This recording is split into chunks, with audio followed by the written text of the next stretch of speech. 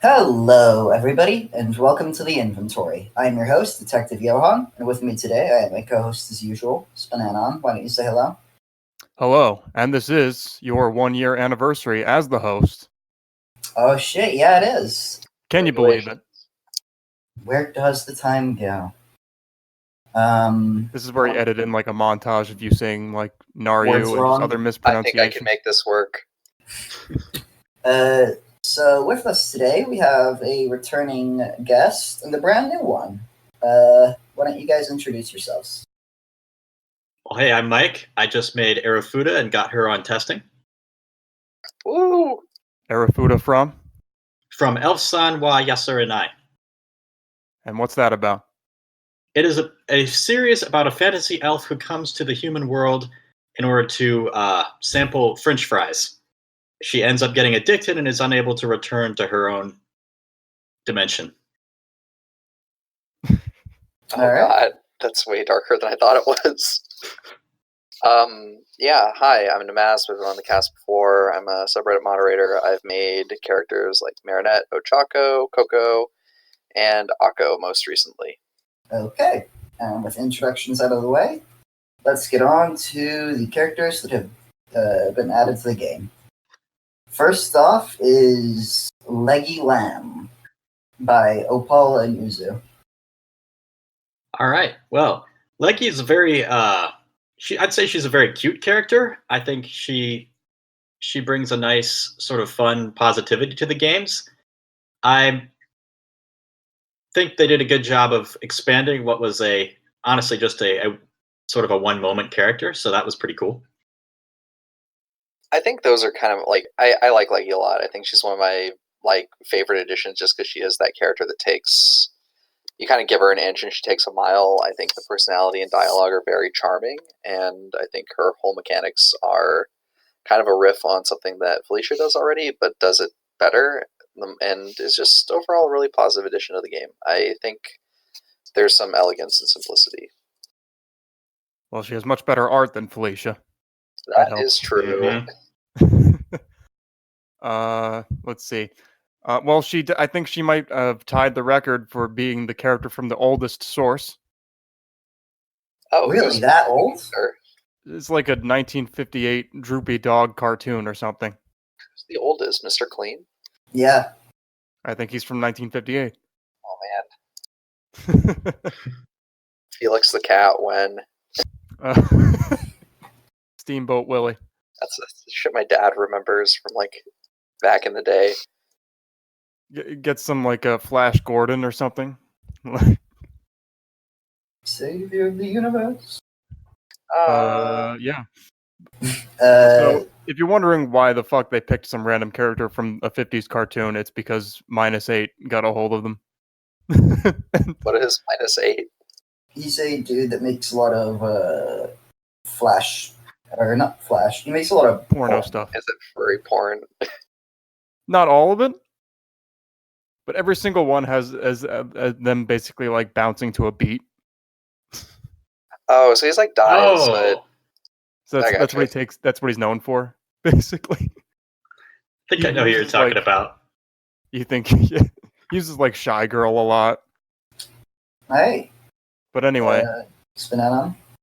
Yeah. Thoughts on Leggy? I think he's I think Leggy is definitely she's in an early state, and yeah, there's elegance and simplicity, but she only has 5 layers, and she lost really quickly when I played with her, probably because she's not all good difficulty basically.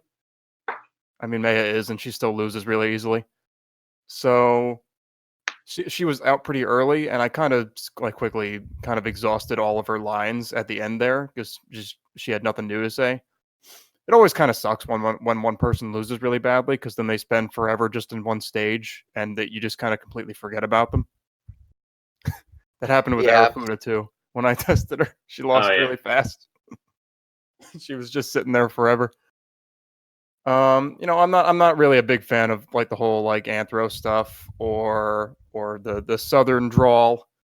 But she's got a good voice to start with, and I think it's a that unique voice. Like I think Yeah. that's what's the best part. It's not so it's not it specifically, but I think she has a dialect that's not otherwise represented, which is great.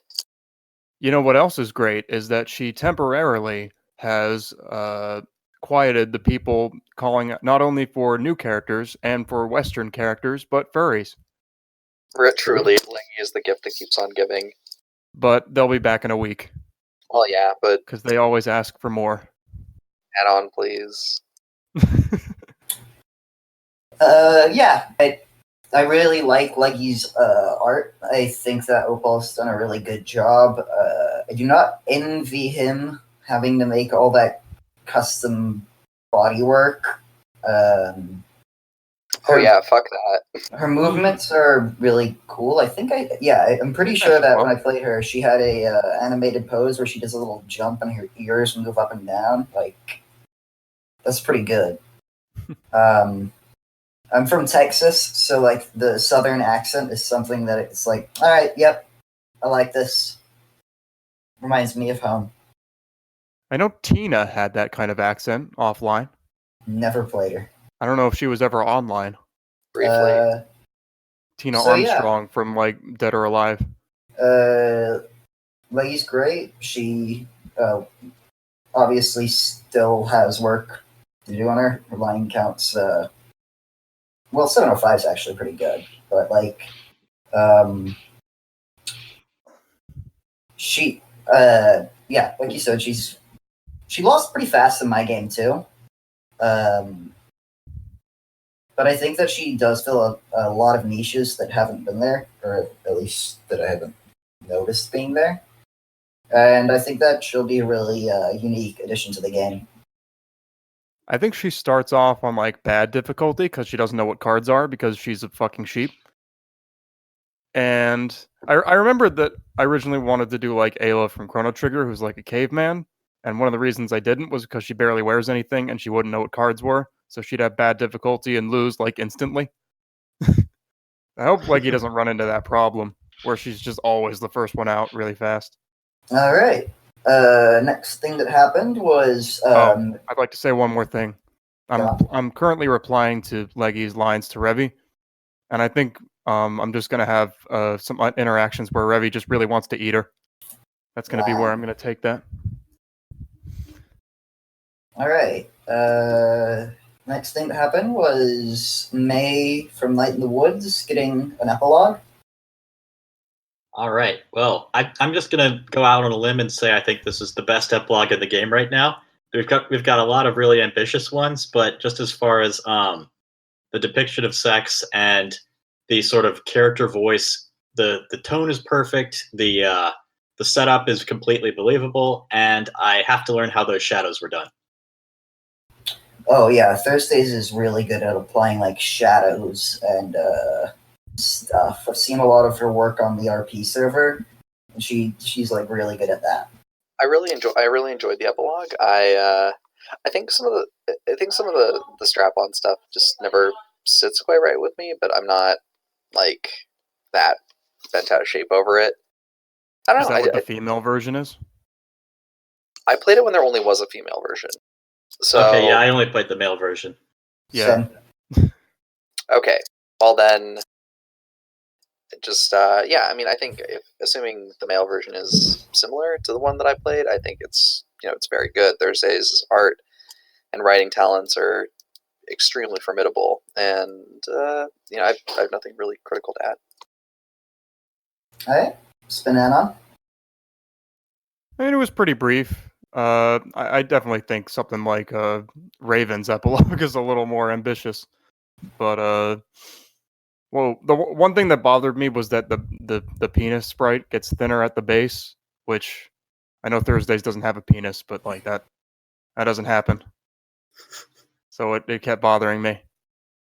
I was also strange. I noticed that there was like, she actually used protection. I was wondering why the lighting was different on the penis sprite. It's like, oh, it's a condom. So I never include condoms. It's supposed to be a fantasy. I thought that was a nice touch. I agree. Took me out of it. I also agree. They I should mean, want it to is start a weird family with me. I also agree that it's weird that it gets thinner at the base. And while the actual sexual part of it is brief, I think that it was also pretty well made. I'd like to see it extended a little bit more, but the rest of it was also really kind of. I like the build up. I thought it was in character from at least how I remember her in the game, or like in her source, and how she is here. It gave a nice expansion on her voice and how she kind of acted at a party. I liked that side of her. So that's what I've got about it. Anything else you guys want to add? Great references to Night in the Woods. Appreciated. Good job, Thursdays. You did the right thing. Next up is Lara Shell getting added to the main game. All right. Well, for Laura Shell, I thought she, when I first saw her, I thought, oh no, another high fantasy princess character. But then when I actually played with her, I was surprised and realized, wait, we don't really have a character who really nails this sort of, I'm a pure holy woman. Oh no, what is going on? This is, what are these feelings type niche nearly as well as she does. So I went from skeptical to a big fan. I also like how she addresses the player, but I'm a little bit not sure about how that's going to interplay with other characters. Natsuki art is speaking. I'll riff on that. Natsuki already targets that, where she's like, "Wait, player, what? How do you know this person? This is weird." And then, but like, I think Lara Shell is probably my favorite character in the game. I think she does a lot in terms of artwork and characterization, and just does a bunch of like new, fresh stuff. I have nothing really negative or critical to say except that. I don't know. I think the fact that she uses this is more of like a technical thing. I don't appreciate the fact that she uses opponent stripped and opponent stripping rather than kind of the specific cases, because the editor doesn't always play nice when you're trying to respond to those lines. But that's like such a minor criticism. It's great to see a character like this, because we've needed someone who's of this like holy woman bent for a long time. Do you mean like the respond to this button? Yeah. Yeah, I'm gonna use I'm gonna use this as a bullying pulpit. Please don't use that button. I have seen a drastic uptick recently of people adding lines to cases that they already responded to because of the respond to this button. You messaged me about that. I've messaged a lot of people about that. I'm not expecting that was before that was before that existed, though. I'm not expecting you to remember every single time that like you responded to a line. Oh, I mean, the thing is, like, you got to double check it. Yeah, well, I mean, yeah, obviously, like, it's, you have to have both character tabs open in the editor. Like, you can't just be like blindly like, yep, this is fine. Yeah, you'll be flying blind. And Lara Shell is excellent. I'm extremely impressed with her. I think she's easily my favorite character in the game, and good job. Yeah. Ooh, that's pretty high praise. Yeah. I mean, it's worth it. Like, you've played a lot. That good. She's that good. Go play her. All right, SPNatI. I'm gonna continue my PSA for a moment and be like, yeah, you cannot fly blind with the respond to this button. Please just don't use it. I've seen use it. Just use it smartly. I have seen some very experienced developers who do not remember when they have replied to lines, and then they wrote a line. Remember a billion lines, like they wrote a line, they replied to, or I replied to it, and then they hit the respond to this button for that, and then they put a line that then replaces the one that I replied to. So now my character is replying to nothing that they said. Wait, it changes. It removes the original case. What? It doesn't remove the original case. It just adds another line to that sequence. Well, now it makes it like a 50-50 shot that it's going to make any sense. Yeah, I mean, I think I agree with you in principle, but use it responsibly. Don't not use it. It's like saying you're not allowed to drink because someone threw up in the bathtub one time. That person was usually me. Anyway. Well, I don't use it, and kind of on the front page. We are all on the front page. Well, I'm just saying, I don't. I just, I don't use. Anyway.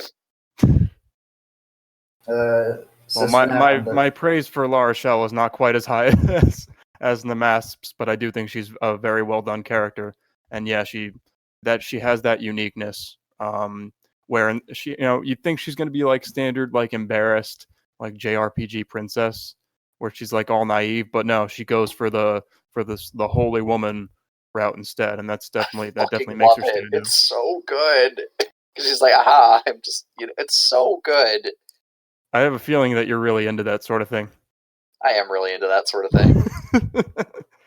If she were not a holy woman, she would have beaten you senseless.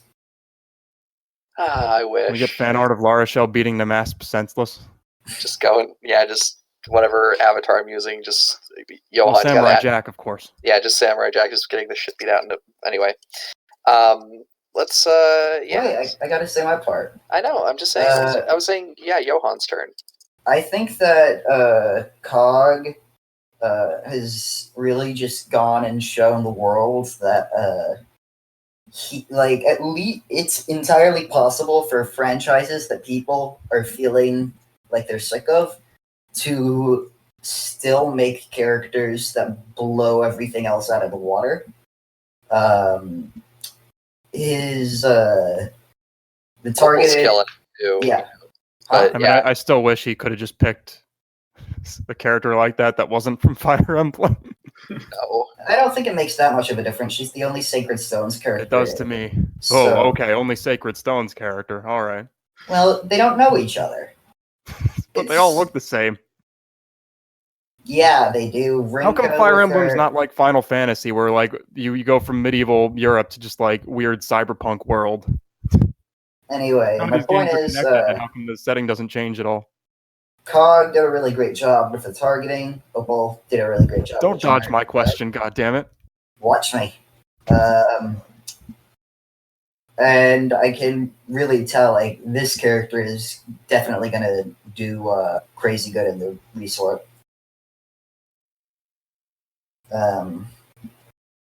Next up was Caulifla from Dragon Ball Super, getting added into testing. The first thing I have to say is a great job on the transformation sequence. Probably one of the best animations in the game at the moment. I'd love to see an action-packed epilogue. It seems like kind of thing she'd be good for. Big fan of the archetype. I love how she's sort of rough and sort of crude, but also having a good time. I think it was a big mistake to make her shave, though. I disagree. Really? Well, Even if it's a Saiyan? For when she goes Super Saiyan, it just, I think that's a missed shot just to kind of see how that plays, but I think it's a smart design choice to avoid it entirely. Yeah, I like her. I think she's okay. Like, I think her personality is good. It's a good mix for what we already have in the game. I think the transformation sequence is just like A+. Great job. That's phenomenal. I think the tone is good, just sort of not for me. I think the biggest thing right now is she's just kind of lacking a little bit more context with general lines and stuff like that. Like, I think the base dialogue is good, but I wasn't seeing a ton of targeted lines play when I play tested her. So I definitely think adding a little bit more of that was gonna take her a long way, because I think what's there is solid. It just needs a little bit extra.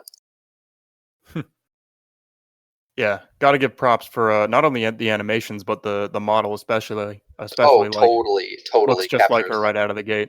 Yeah, I know he got some help from Metalitar, but that's really creator good. of You did a good job. great artwork. How do you say the writer's name? Bowenerger? Boner. Yeah, I don't know. I don't want to call you Boner Storm, but I feel like that's like an awesome name. Yeah, he's a cool guy. Like, I've seen a lot of his posts on the social server and development server. Just very good person. He used to post a lot on the subreddit too. Yeah, good. Yeah, I'm really excited. I'm really excited to see this character in the game. Just not for me personally. Yeah, I'm really glad that she ended up finally making it to testing, because there has been a lot of concern about the lack of new developers, and it's really nice to see them happen. I think that they're starting to come into their own now. Yeah, You Summer new Boom. creators on testing. I really like I'm a new creator, partially. I really like Caulifla's art. Her hair looks really good. I feel like the Toriyama eyes lend themselves really well to Kisake. Like, I love the way her eyes translated. it's a really, I guess, probably weird thing to praise, but I think that it worked out really well. Proposing is really fun. The transformation, I knew that she was going to go Super Saiyan because I'd seen Boan pose or put the post Super Saiyan model. I wasn't sure how he's going to do it, but when I saw the transformation, I'm like, okay, this is exactly how it needed to be. I didn't know I wanted it until I saw it. Yeah, dialogue's pretty good too. I think she's really, really well made. I do agree. It feels weird that she's shaved because she's a Saiyan. Like, okay, that's bullshit. Gohan or none of the Go's have chest hair. Why should she? Toriyama characters are completely hairless, other than their heads. I agree. This is. Have you seen a Super Saiyan 4? Are we going to bring up GT? No, because it's not canon. But it's such a good design. I wish Super wasn't canon. I wish none of it was canon after Z. Okay, they've never got it right. Okay, Dragon Ball Super Broly was good. Anyway, who's next? Saki Zombie. Oh, that's cool. Just completely skip me. That's fine. Oh yeah. No, wait, yeah, shit. Go for it. No, it's cool. No, I know where I stand now. At the fucking get your power level up, and then you can come into the tournament. It's a tournament arc. So, I'm not gonna pretend that I'm like in love with Dragon Ball Super or Khalifa's design, but bringing a Saiyan, you do love the Dell, a Saiyan girl into it is definitely it leaves room for a lot of cool interactions. People reacting to like being a Saiyan, especially because they don't look any different from a human. I mean, they don't even have tails anymore. Like, come on. But I think Toriyama just forgot about the tails. Let's see. But the Super Saiyan thing is cool. Let's see. I agree with, I think the Masp said it, or maybe Mike, but that she could use a little more context. I know she's from Dragon Ball, but you could still do to it kind of explain a little bit that she's an alien with super continent crushing powers, and that they're all like that. And then like what a Super Saiyan is, you know? This is what we call Saiyan that has ascended past the Super Saiyan. Like why did she think that would help her in card playing? Or let's see. Oh god. Oh, I do like how she starts off really smug, and she got like a really big winning streak in my game, which annoyed me even more. she stayed pretty smug for a while, and she had some pretty good like situational lines where she displayed a lot of awareness, that she said she had won exactly 10 times in a row or something like that, or she acknowledged that it was Wednesday because I was playing. Oh yeah, something about Hump Day. Although that did seem kind of weird for her to start with that, because it's like, why would you care so much that it's Wednesday? What even is Wednesday to a Saiyan? It's Friday. Can we get down? Saiyans have the same calendar as us? I always thought it was weird when they like when the alien said, "Oh, it happened like 30 years ago." It's like, what the fuck is a year to people on planet Vegeta? But yeah, I like how if you manage to get her down to naked, and she really doesn't have that many layers, then she gets embarrassed. So you kind of see it crack a little bit. She's not quite so smug anymore, which I like to see. I don't like it when characters basically like don't have any changes in their personality at all over the course of the game. So that was nice to see. So definitely a good start. I think she and lots of other characters, of course, will improve the more other authors start engaging with them. She's got a lot of potential. All right. Up next is Zombieland Saga Saki. All right. Not to be confused with Emergence Saki, although they're both dead. Omae Saki. I think she's definitely more my type of zombie than Sakura was. No offense. I think she's more my type. I very liked the synergy of her posing in lines. That's not the important thing here, though. It's the attitude. She's got. I think sometimes you see characters where it doesn't quite feel like their posing matches up to their lines, but I thought that was something that really stood out with her. It really felt like her body language matched exactly what she was saying. I really like the interrobang, the little question mark exclamation point thing. And why did she glow when that happened? It's a reference to the show. I noticed Is that she an Esper? when she did that, her shadow went gray. Is she with the pose maker? Or you make that into a GIF? I'm not 100% sure. It should be a pose maker thing, but who knows? Is she also going Super Saiyan? Yes, you got her. Yeah, she won the. Go ahead, Mike. Okay, I was just going to say she won the game I was playing with her, so I don't think I got to see her final form, but it was still pretty great. Oh, you didn't see the zombie version? I did see the zombie version, but that was about it.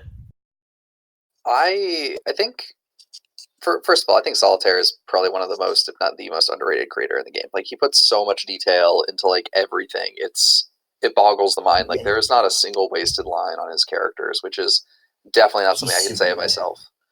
But I think, like, he and Napsu, I'm guessing, have been working on this for a while, because, like, there's, like, a shitload of interactions between the two of them that I, like, didn't even know were there. It's like, day one, Saki shows up and there's already stuff. And then same with Streaming Chan. Anyway, but so I enjoyed my playthrough with Saki. I definitely, like, neither of the two of them are my favorite Zombieland Saga character, but I think the interactions are really good, and I think they're really, really different from each other, which is really fantastic. And I think we need kind of more of that from franchise representation. Like, if you're going to add to a franchise, don't be a person who's already put something in it. I say hypocritically, but I don't think it hurts. I think, like, you get a very different voice. Kind of. Doing it with Adrian. I mean, yeah, but right. that's like necessary though. That's a necessary evil. I'm just saying. Well, I mean, it's mostly like I'm gonna do like Futaba, then I'm gonna do Kazumi, and then I'm gonna, like, Thursdays and I are just gonna create our Fire Emblem or Persona Castle. And oh god, I guess I'm really dreading someone making, like, Satsuki Kiryuin or any Black Lagoon character. So the thing with, like, I really like Saki on her own. I think she's really cool, and playing her with Sakura was just delightful.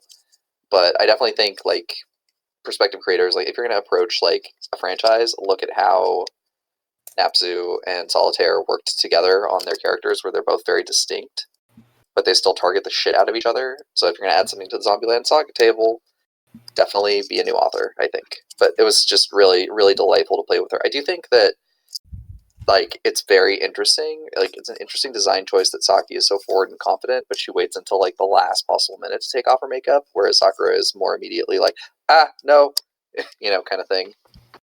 So, I don't know. I really deeply enjoy her. I also got the epilogue, which is the funniest fucking thing I've seen in the game, because it's just like Solitaire using Nico as an avatar to be like, it's like, yes, congratulations, you've unlocked the best epilogue ever, or you will when it gets here. Please enjoy. Go play Miko.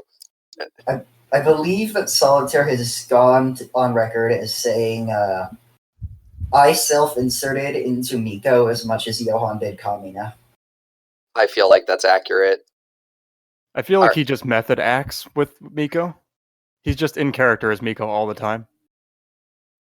It works. I'm surprised he didn't, like, just act as her the entire time on the podcast. All right, SPNatI, your thoughts? What's Miko's canon character? Like, Clown shoots bullets at her? You should have asked that question 2 episodes ago when we had Solitaire here. Nobody knows, do they? I've gone on record like a dozen times saying the more I try to learn about Touhou, the less I understand. It's like staring into the fucking abyss, but instead of it staring back, it's just anime girls, like, doing J-pop at me, and none of them. Yeah. Anyway, so let's. So Van, what do you think? I like Saki quite a bit. I actually really like how she sits cross-legged in her finished poses, which I guess Mike didn't see. Oh yeah, that was bananas. Good posing. Which you really should be able to do that in Kisake, and you can't. Pisses me off. Actually, contacted Solitaire about that because I might want to try to do that for Maya. But anyway, yeah, I love the little moment she has. Okay, instead of like Sakura being like all kind of sheepish and rubbing her makeup off, she just dumps a bucket of water on herself and then unwraps her bandages and she falls apart. Like it's very charming. Yeah. So, oh god, It's yeah. it's a lot.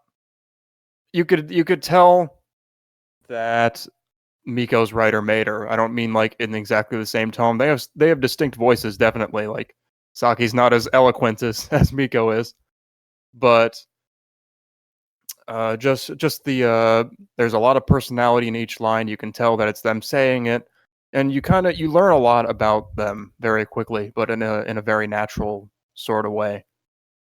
He's able to really weave into just generic lines like and like context into them and giving them a lot of background right away in like the same kind of conversational way that you would expect from like meeting a stranger. So it's good stuff. All right. So, I really like Saki. I'm starting to get a feel for Solitaire's type. Um, her personality was really entertaining. I like the kind of delinquent girl thing.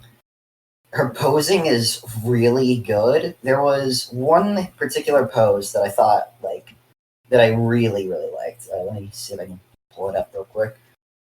I think it was her for smug, maybe. I liked how he doubled down on Napsu having Sakura fall apart. So Sakura like loses her head in one part. Saki doubles down on it, and her head and arm falls off. And in one of her shocked poses, once she loses the makeup, her head like straight up rotates 180 degrees, and she catches it. And I thought that's a really that was really entertaining. I really liked it. Yeah, universal praise. Take that for what it's worth, Solitaire. Good job. You did the right thing. We can move on to Arufuda. Well, Mike, go ahead, lead things off. Sure. For those who haven't played her, Arufuda, I guess I introduced her a little bit earlier, but she's an elf who loves French fries and she's not really trapped in the human world. It's just that she has to lose weight before she can go home, and she'd rather eat fries. She loves French fries, and it's starting the show. Yes. So I had a lot of fun making her. It's been almost a year of very, very little work. So I guess I'll say if you're thinking, oh no, I don't have time to make a character, I can attest that you can do a very small time investment over a long period of time and get something done. I've gotten a lot of great feedback, and I can't wait to start implementing it. Why did you choose to make her? Good question. I chose to make her because we didn't have any plus size characters at the time, and I figured she would be a fun one to add. Anyone you're exciting about targeting or interacting with? Well, there's this one character, Maya, who I think is going to be a lot of fun to interact with because of her attitudes towards fitness. Aside from that, I really liked the Marinette lines that are there already. I know they come off as overly hostile. I hope I can get some. No, I think that's fine. I think that's fine. Don't worry, I got your back, Mike. All right. Listen, there's croissants are mostly air. Can't miss that often. Arufuda is, shall we say, not my type, but I really did enjoy the way she was written. I think she has a very charming personality, and I like the way you did the art with her. I think the fitness angle is very, very fascinating, and like the idea of I have a lot of affection for fat elves, just for various reasons. So I thought it was a very interesting character choice. I think, I have nothing negative to say except that it's not to my taste. I can't wait to see where you take her. I think as far as go ahead. I was just going to say, as far as the fitness angle goes, I think I'm going to end up downplaying that, mostly because I think I've had it pointed out to me that I think she's a little bit she's got too much going on, and I should probably try to focus on her core traits a bit more. So she'll still talk about fitness, but I think it'll become more of an informed attribute, if nothing else, just to sort of play up her hypocrisy a bit more. I think that's a good thing. Well, someone said that she's really not into the fitness that much. Mm-hmm. Like she's kind of being forced to do it. Yeah. So yeah, she's like all like ready to do crunches and lunges and things. I don't think that's a bad thing. Like even if it's like a little bit non-canon, I think it adds a lot of interesting texture to the character. I found that. No, I'm not saying get rid of it. Okay. I might be, but ironically enough, at the time I started writing her, it was more canon. She actually starts the series off a lot more enthusiastic about getting in shape, and then she sort of loses her motivation over time. So a year ago, it would have probably been more fitting, but now she's sort of less dedicated. Gotcha. That's the perils of making a character over the course of a year. Mm-hmm. The only Or from an character, ongoing season in general. the only character I have that has like an ongoing source material is Revi, and the mangaka there is notorious for putting it on hiatus. So I don't think anything's going to contradict anything I've written anytime soon.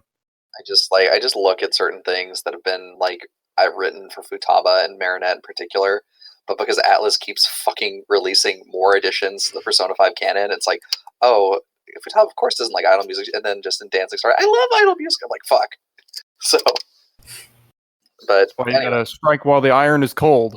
yeah, And the fan base is forgotten. I'll talk more about that when it's my turn to talk upcoming projects.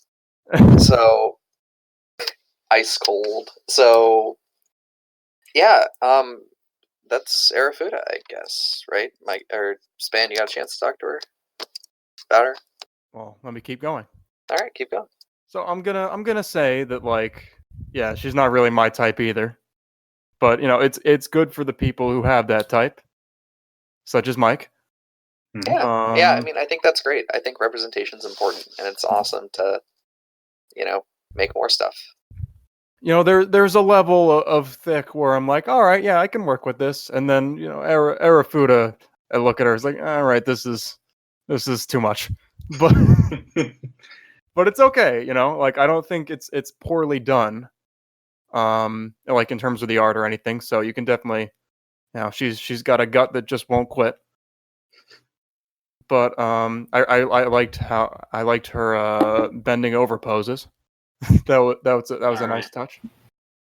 Those will probably be gifts at some point, but we'll get there. I really don't think they have to be. I think people use the pose maker for stuff that like a static image could definitely like. You could make it work, and I think it would mesh better. Like there's Makes people sense. using it to like just like wave their hands or something, and you could just do that like and use a couple after images with like global hands and stuff. Like there's ways to convey motion in a static image. Just read a manga. Good point. But yeah, I like her. I do think that some of her personality traits kind of like I feel like she could also provide a little more context for like who she is. Like why is she there? Why is she doing exercise in the middle of it? I feel like I wouldn't have understood any of those things if I hadn't seen you working on her before. And I think the body is pretty well done for what it's supposed to be. But yeah, the face, and you were discussing this too, but she could stand to be a little bit prettier. And I think she's supposed to be. She is, yeah. Yeah. Yeah, definitely a place that's going to get some work in the future because, again, I am learning as I go. Why exercise when you can just get plastic surgery? Sorcery. Yeah, but I like where she's going, and again, that uniqueness is good. It appeals to people who want to see that sort of thing, and it opens the door for a lot of different interactions. So yeah, I think she's definitely got a place on the roster. Just keep it up, and try to. I guess she could explain herself a little bit more. You always want a couple of those like introduce myself on the first hand kind of lines. I'm Arafuda, and I'm an elf, and I'm better than all of you. And this is just a temporary weight issue. Yeah. That's actually one of the reasons why she's sort of lost her drive over the course of the series, because she has slimmed down a few times, and now she feels pretty confident that if she wants to, she can, but she just, maybe tomorrow. I do like the one line where she just says, "I'll diet tomorrow." All right. She's like pinching her love handles. I really liked Zerafuda when I played her. I like the outfit. I think that her body type was something that wasn't really represented in SPNatI yet, and I think that it's nice to have that niche filled. See here, her exercise poses on 2 and 4 in particular. Those ones felt like, I don't know. I didn't like those ones as much as I liked the other exercise poses. I really enjoyed playing with her. I played her and all of the other new characters at the same time, so I didn't notice any targeted lines. It's probably a fault on my end. She does not have many at the moment. I wanted to get her out with mostly generics so that I could make adjustments to her personality and such. Yeah. Before I really dove deep. You really don't need a bunch of targeted lines at the start. I really did like the bending over poses. I kind of want to know how you did those. I will. They are all in engine, and I will. I'll add her codes to her files pretty soon so that people can take a look. But basically, lots of hair clips and such. Here's a character that weird people on DeviantArt can't like turn into a balloon because she already is. Oh. I wouldn't hold your breath on that one. So yeah, I thought she was really well made. I thought she filled a niche that hadn't been filled before. I think I'd like to know a little bit more about what elves are like in her world. Me too. oh, is that so? That's just an issue with the source. Yeah, I've just make some shit up, man. That's probably what I'm going to have to do. She's meant to be a pretty much as generic as possible high fantasy elf who, things I can tell you about her. She's from the forest. She doesn't like dark elves. She's a vegetarian, and she thinks elves are the best. Yeah, she is. She also thinks elves are better than humans. She's a double racist. Do humans exist? Elf racism is the best racism. Change my mind. Fucking knife ears. God damn it. I don't want to know. My daughter's not marrying no elf. It's just fantasy slurs, like calling He'll dwarves. outlive her by 2,000 years. Anyway. Alrighty. Next up is upcoming projects. Right? All right. Yeah, it's gonna be all Arafuda all the time for me for the foreseeable future. I've got some changes I want to make, and then I'm gonna basically just start going through and doing targeting. After her, I've got a few I'm looking at. Probably the most likely is gonna be Gascon Yu, but we'll see about that. Still not completely sure that's what I want to do, but probably the most likely candidate on my list. Gascon, you from? From Vandred.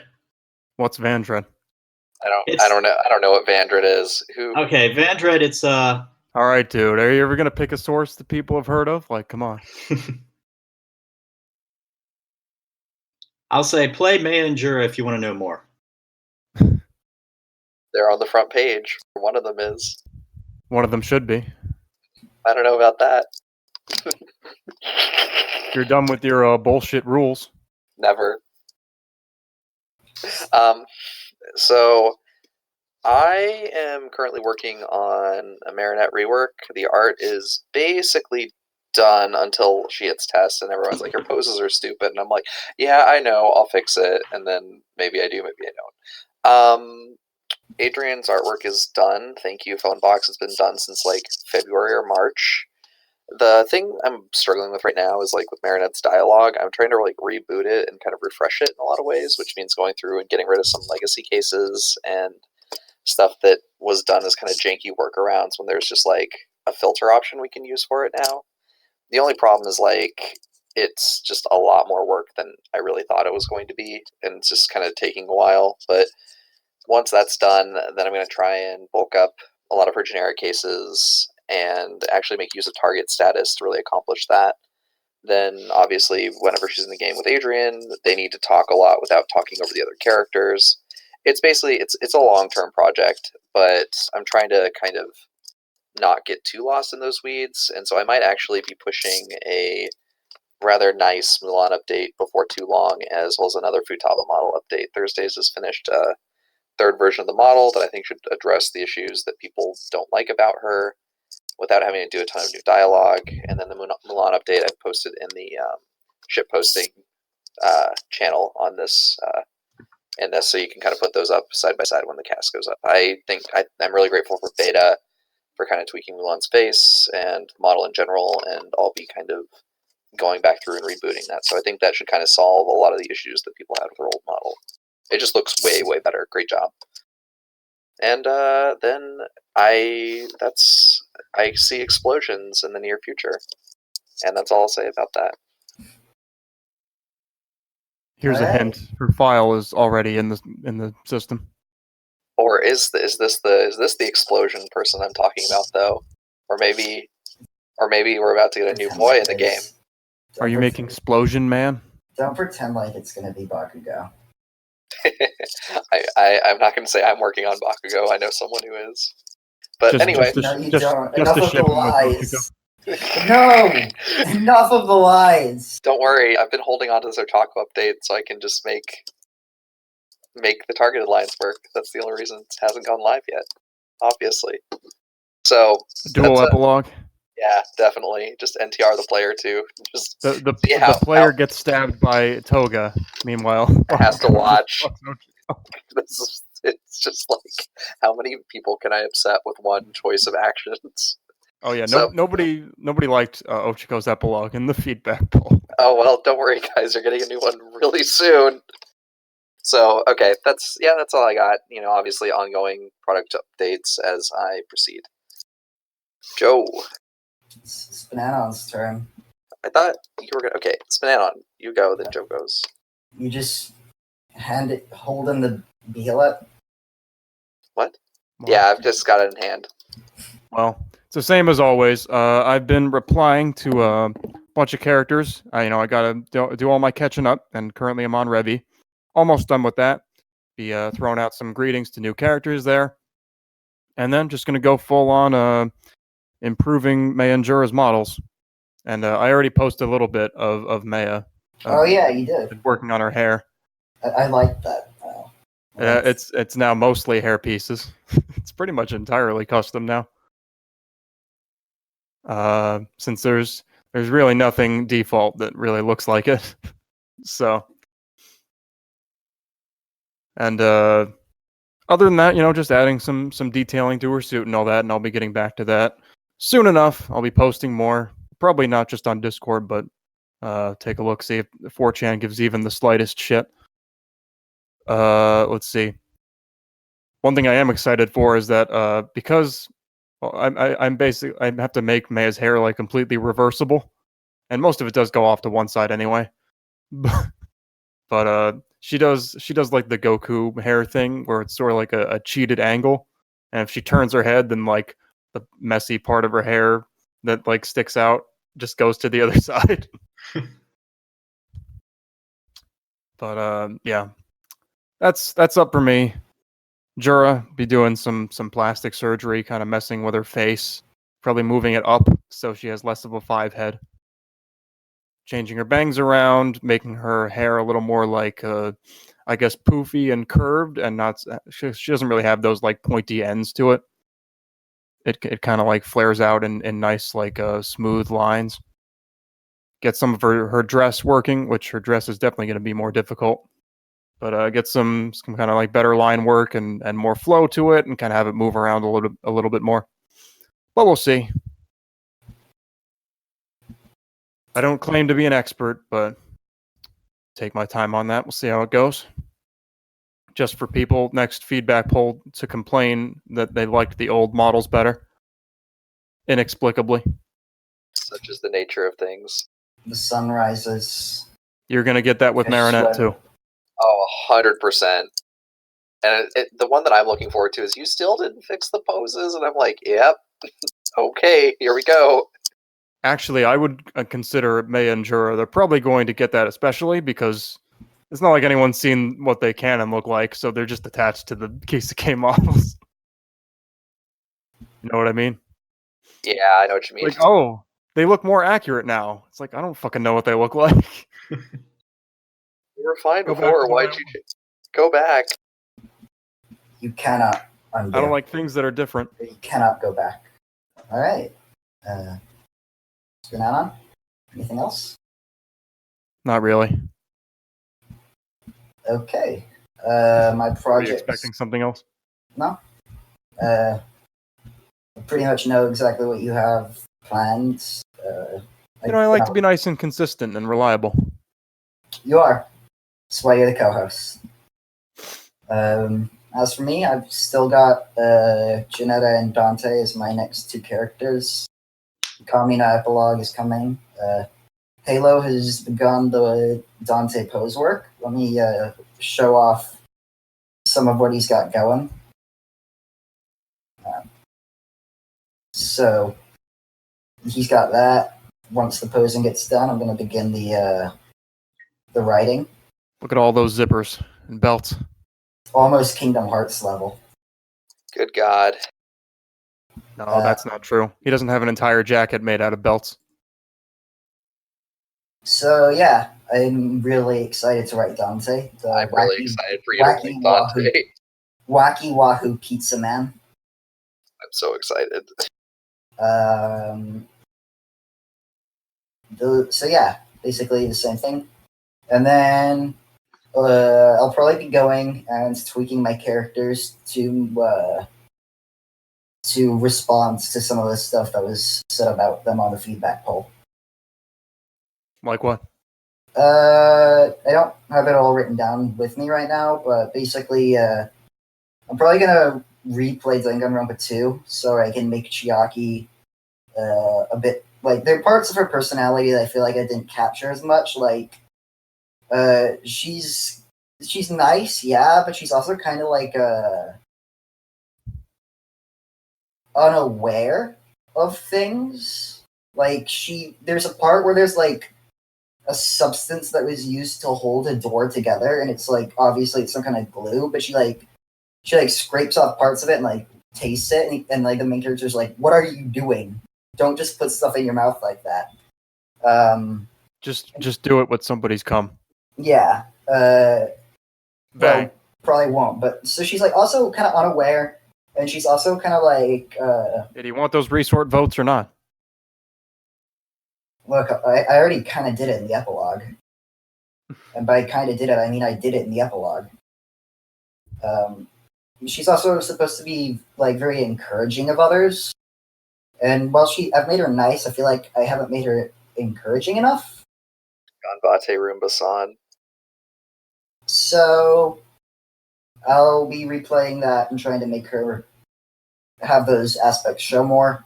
I don't know what to do with Hanako. She had a lot of mixed feedback. Kamina, it seemed, was universally praised. People just want him to have more targets, and that's easy because Kamina is super easy to write for. And for Rinka, I feel like some of her lines went too far, like crossed the line from like flirtatious to just almost moon-like. I think Rinka is in a really good spot. And for what it's worth. Like, and I also think that people kind of complain because they do want some girls that are a little bit more like Moon and Samus. So I think the thing is that people were complaining that she was too sexual, not the other way around. I don't really like. I'm just gonna come out and say that I think like feedback like that is sort of a non-starter in a game like this. Like, it's one thing if it's like not in character for the person. It's another if it's like kind of like you gotta upplay that in a game like this, like straight. Oh yeah, absolutely. But I still think that there are a few lines that were like I should tone these down. Okay, fair enough. Not all of them, but there are some. And so that's where I'm going to take those characters. Now, it's not like I hate stuff like flirting with the player. It's when it's like it just comes completely out of nowhere. Sort of like it's not like built up properly. I don't know. I guess it's hard to sort of suggest without giving examples, but it just doesn't like I don't know why she's saying this. I think consistency is really, really important. I really don't like the 0 to 100 feel that some characters have. Like if I would cite Jura as an example of a character who is extremely flirtatious and openly talks about wanting to have a child with the player at some points during the game, but still it doesn't feel shocking or sudden, and it feels like it's built up over the course of the game. All right. Part of what I want to try to illustrate with those lines is that she doesn't really realize what she's getting into. Never met a man. Well, She just kind of skimmed the an anatomy book. She read the manual. Yeah. Okay, time for questions and answers. First one for Mike. This person is your biggest fan. They cannot wait until Arufuda comes out. Are you considering an epilogue for her later in development? And if so, what ideas do you have for them? Well, I guess first of all, I'm sorry. I I have no idea why I had a fan beforehand, but I hope that you enjoyed how she is now.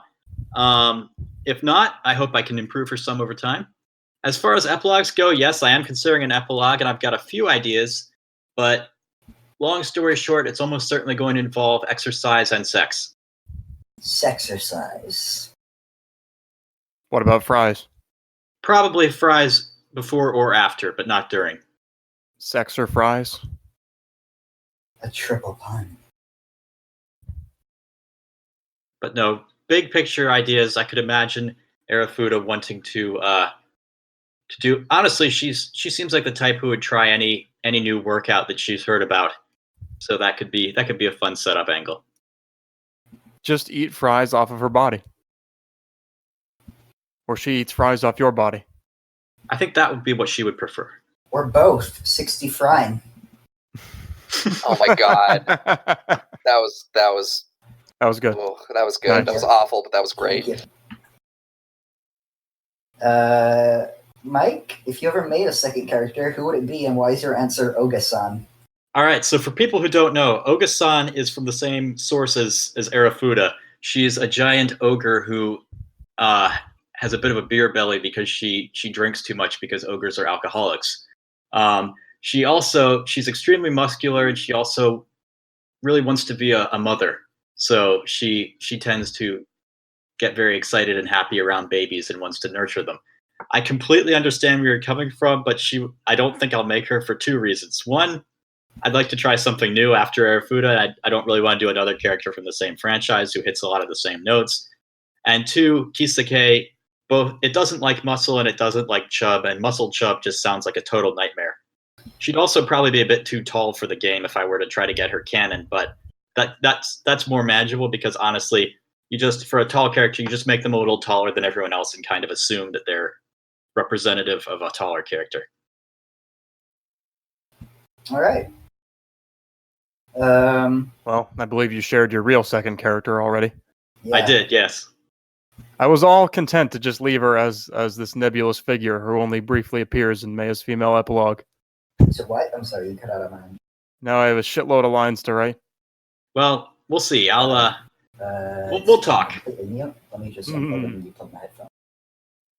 Oh God, I wish I was getting a paycheck for all this time I'm devoting to it. Okay, one moment. God. Yeah. I listen. I'm not gonna knock it, but I wrote Maya and Jura with the complete mindset. Okay, no one's ever gonna make another one of them. I will say I'm very open to searching for other characters who fill the same niche if it turns out to be just too much. Again, I'll look at what it would mean for me as well to try and interact with and target so many characters in so many situations. So again, we'll do a cost benefit analysis and see how that turns out. I mean, if you like her, Just make her, dude. Like, it doesn't matter. But Well, I'm just thinking about me right now. Basically, I should consider just what I'm signing up for. it's just I gotta completely change gears there on their attitude. It's just like I'm just like, this is the only representation the show's ever gonna get. So I can just write whatever I want. The We problem make is our own demons. you did too good of a job. Clearly. All right. Next question. Oh, yeah. Oh! I knew it. I knew it.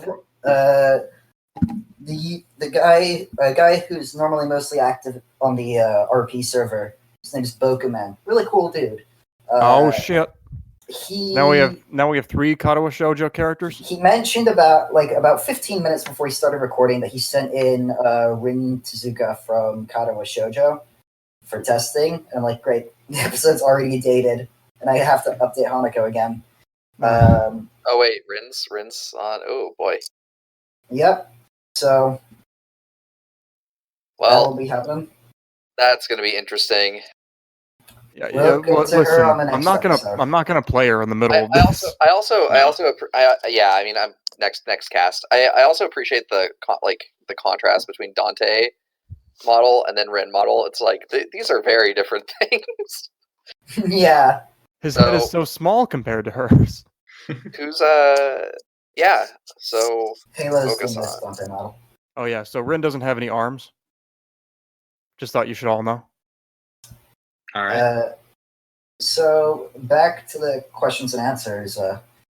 Yom and SPNatI have stated that they dislike writing filtered lines. En masse, could you share your favorite tags to target, and if/why you like using filtered lines? I think you should use straight up. You should use filtered lines. You should use them because it saves you a lot of writer bandwidth in the long term, and that these are things that are kind of perpetually useful, and they're also a little bit more specific and more forgiving than general lines. So I personally like to target like the profession tags and also the pubic hair tags because it's something you kind of wonder over as far as character. Like it's something that people spend a lot of time in character design thinking about. So I think it's something that's really useful to target and also gives the character some more opportunities to react to that.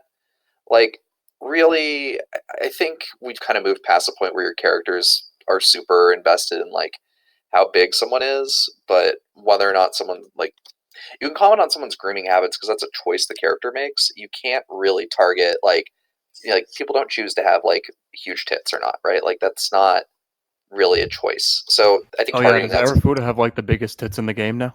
I believe she does, yeah, and she. Nice. So yeah, I mean, I think like stuff like that is good to target, but I think targeting stuff that makes sense for the character, like for instance, Akko uses the witch tag or Marinette uses the magical girl tag, is kind of easy future proofing because it's like I don't know when I'm going to get hit by a bus and someone's going to add Sailor Moon to the table, and of course Marinette should target her. Like that's obvious, but if I'm dead, I can't do that. Then I think just don't die. Well, yeah, my work is immortal, so why shouldn't I be? But like targeted lines generally are better for specific things. Like targeting Futaba is really easy, in terms of targeting Futaba. But like if you target characters with glasses or redheads or smart characters, then that kind of gives you more room to work with. So to me, it's like you use filtered lines because you don't know what characters are going to come down the pipe, and it also is a little bit more of like a canny design trick, just in case a character is not that interesting. Like, I'm not going to say that there's been any characters like that recently, but say, for instance, like, there's a character that I really like, but there's not a lot for me to go on yet. It's good to have filtered lines so my character at least expresses some appreciation for them.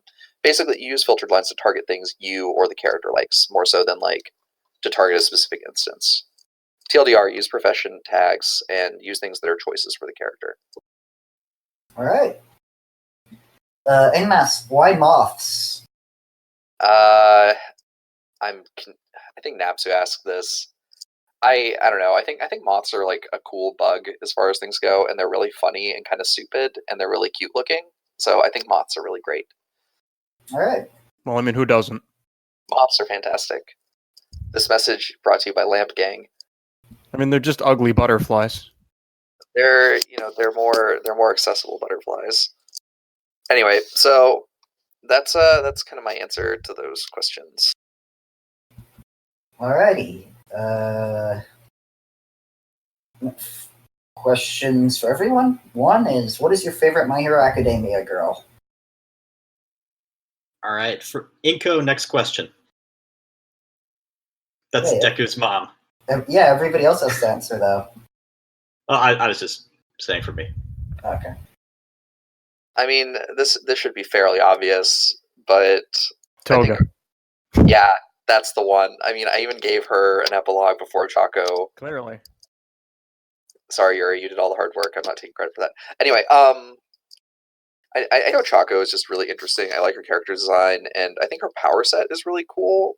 Like, I think this idea that she's learning hand-to-hand combat and her like quirk lets her manipulate gravity is really interesting because you don't usually get people that are like gravity focused that aren't like snipers or something. So it's really neat. Yeah, it's a really cool power for one of the main characters to have. I just like her personality. I like her personality. And I like her motivation for why she wants to be a hero. It's just like I want to be a hero to get rich, but it's not presented as a bad thing, which is really rare. Like I like Ochako a lot as a character. I think the characterization she has is really strong, but it's also not. It's a shame that there's not more time dedicated to her. But I like Ochako as the female lead because it's like okay.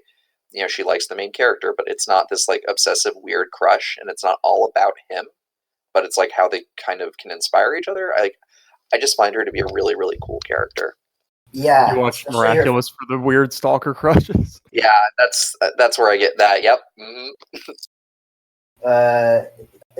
Ochako is really, really cool. I especially love her fight with Bakugo in the tournament arc. Yep. So, SPNatI, what about you, though? I haven't seen My Hero Academia. I don't care. I'm going to say The Invisible Girl.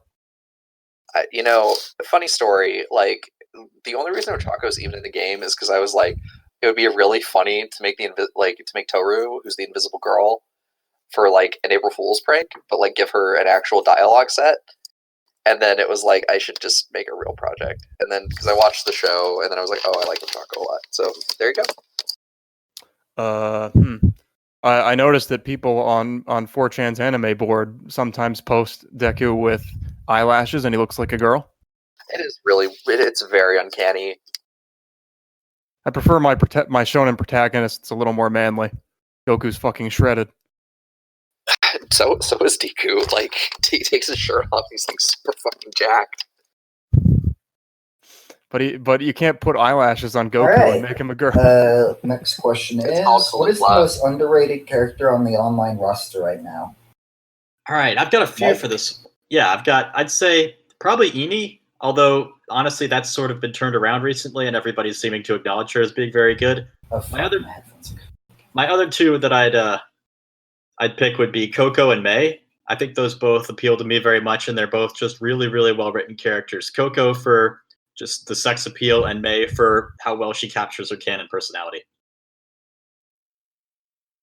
Yeah, I mean, props to Cog for Coco. He really did an excellent job characterizing her. I thought you meant May from Overwatch. No, May from Night in the Woods. You have to be more specific. I kind of agree that May is like just Thursdays is just phenomenal, but May is excellent. Let's see. I think I gotta say Florina. Hold on, guys. I'll be right back. Go on without me. I'll come back in a second. All right. SPNatI? I never see anybody really rave about Florina, so yeah, I can go with that. The amount of game mechanics that she not only exemplifies but was introduced to exemplify, or just introduced, is or innovated. Like, oh yeah, she does her niche so well, and I don't even really like the whole embarrassed thing, but she just does it so well that she's always fun to put on a table. So I can go with her. I don't really see people fall in love with her, or her get like a super high amount of resort votes. But I don't know. She might be my favorite Fire Emblem character. Yeah, I said it. No, that's perfectly fine. I absolutely agree that. Yeah, I said it. No, it's fine because she's a perfect way that SPNatI Edit shows off new features, and she's got her a really good characteristic going on over her fear of men. And she's also got a really well-made model. I absolutely can understand why she'd be somebody's favorite Fire Emblem character. She's really, really good. And she's got cute butt poses with a side profile shot. Very nice. So for my answer, I think that there's like I'm torn between like three. Lot, Eni, and Miko. I feel like are all super great characters that don't really get a lot of attention. But I think that they're very well made. I think that they're super good for what they are. And I don't think that, like, I know that Yuri really likes Eni, but I don't see anybody else talking about her. And I know that Spinanon has said that he thinks Miko is underrated, and I definitely agree with that. Yeah. Hey. Yeah. Sorry about that. I think. Yeah. Like I was saying, I caught the tail end of that. I think Fryne is really underrated because, like, you just it's hard to appreciate how good she is and how complicated, like, just how good she is in the context of the game. Like, she's just using mechanics to the fullest. Like, SPNatI Edit designed mechanics that are useful for everyone, and then kind of showed them off with Florina. Like, that's sort of my biggest, like, heads up to people is, like, mechanics are really great, but it's the best thing you can do if you want something like that is to have a character that shows them off. And I think Florina is just, like, super fucking impressive. Like, from top to bottom, she's just top notch. I think that's the most underrated character. I think, like, Noogie-chan has been getting a lot of updates lately from Arndris, which is awesome because she's always, like, kind of a sleeper hit in the sense that she's simple, but she's really good at, like, the entire game environment. So I think she's just pretty special, to be honest. Like, she's very underrated, and hopefully with a few more updates, she'll be less so. All right. Anyone else wanna say something? I think you got it. Okay. Next question is, what would be your best advice for making a live action or at least very realistic character in Kiseki? I would say try to find some drawings of them and work from there. If they have any official comics or something, that'd be great. Otherwise, look for promotional art, or if all else fails, find some fan art you really like. I don't think you should try to directly translate a human being into Kiseki, but that's just my coward's take. I don't think it's a coward's take because it's one I happen to agree with, where I was basically like, start from fan art rather than real people. And if there's a live action version, everything is a comic book these days. And I think when you do kind of sit down and start to work on it, I would think it's really valuable to do stylized characters. Like, it really lean into that when you're kind of adapting a character. Otherwise, you end up with sort of Hermione syndrome, where she looks like Hermione, but she kind of looks like Emma Watson, but she mostly looks defaulty. So that's kind of my roundabout answer. She looks like a K-On! Character. K-On! The Grudge. All right, Spinanon, what about you? My advice is to watch some anime. It's 2019. All right, it's the current year. SPNatI is a weeb game. It's time to accept that. It doesn't have to be. We can be inclusive to all audiences. Should we, though? Yeah, we should. I'm gonna. You made pretty good points. Yeah, don't try to just make a real person, because unless you have Bagel's modeling skills, you won't get it right. You'll end up with Xander, who you literally does not resemble his actor in the slightest. We're gonna keep Xander around forever, just as testament. Thank you. All right. I mean, I'm fine with that, just because I wasn't a year ago, but ever since the Bazinga memes, now he's funny. It's such a funny meme. I don't know who the fuck said he looked like Leonard from the Big Zimbabwe Theory, but you've contributed more to the game than some characters have. You've contributed more to this game than I have. What? they've contributed more to the game than I have. There will come a that day single-handedly where revived Xander. there will come a day where I die, and so my characters no longer get updated, but the Zimbabwe will live on. Never doubt that anonymous feedback can't change the world. Because that shit is why Xander still exists in this game. Because we think he's funny now. Because he looks like Leonard. So I would, for my answer, I'd agree with Maspa and Mike. Is that you should try and find a version of them that isn't live action. I remember I held a contest recently, and one of the prizes was that I'd make a bottle for anybody. And Underscore won that prize, and he asked me to make John Wick. And I don't think it looks great. I will search for it real quick and post it. But like, it's very difficult to make realistic looking people in Kisake. You should look for an adaptation of them. You should look for a comic or like a book cover, or just anything you can get your hands on that isn't live action. With something like live action or realistic, I think that's really when you have to start valuing what looks good over what looks accurate. Yeah, it's something we all Makes have sense. to do. And Johan just posted Keanu Reeves into the chat here. I'm sure he'll edit it into the podcast itself. Oh well. All right. Next question is: what kind of new gameplay mechanics do you think could realistically be added at this point? I think I've got some sort of low ambitions, but I would love to see a properly functioning respond to this type feature, where it basically checks and makes sure it's using markers, and basically it might not work for every line, but the lines it works for, it works correctly. That would be my biggest feature, which is not really a gameplay feature. Please don't use that button. Yeah, right now it does not work. It's not reliable. Yeah, it does. But I would love to see it. I would love it to see a day when it did. It's fine. My other big ambitious request would be hotkeys for the epilogues, so that you could press space to advance or something like that.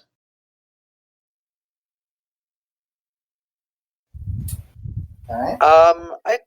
I think it's really a question of like can versus should at this point. Like I'm showing my kind of like Bloodite ways, but I think it's just really important to kind of not do things that are sort of not what this is supposed to do. Like you can't serve every possible need with a single game, and I'm just sort of happy with things that exist as is.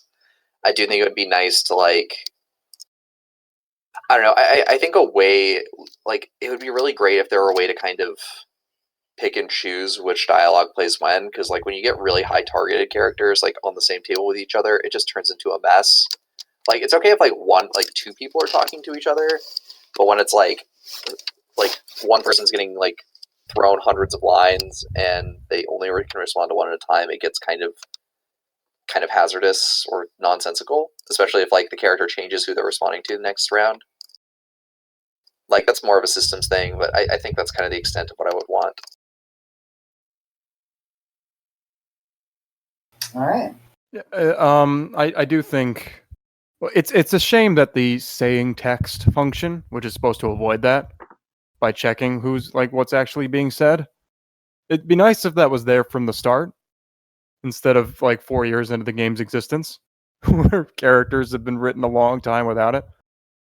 I basically have to go back through all those lines now and try to make them so they're a little less nonsensical when a different conversation is happening.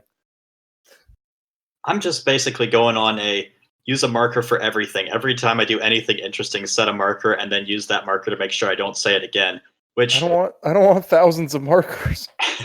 that's my current modus operandi. I think it's the least evil option I can come up with.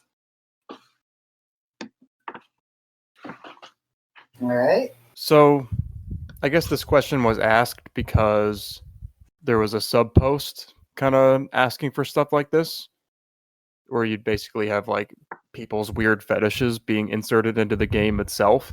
The entire game is about weird fetishes, but like I think like with respect to this idea that like a particular fetish is given, some Precedence. sort of or like you make mechanics for a specific fetish is like I think that's where I get a little bit of the heebie-jeebies. Yeah, make a character if you wanna have a specific fetish in the game. Don't expect it to be in every character. Yeah, it's I just kind of like feel, I mean that's sort of the base. That's basically how the mods feel about that too.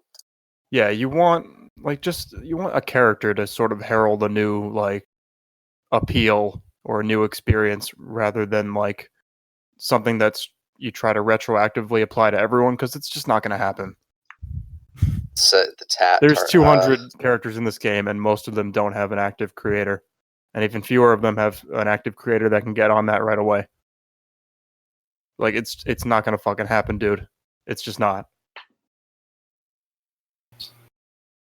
But if you just put it on your character, then it'll be fine.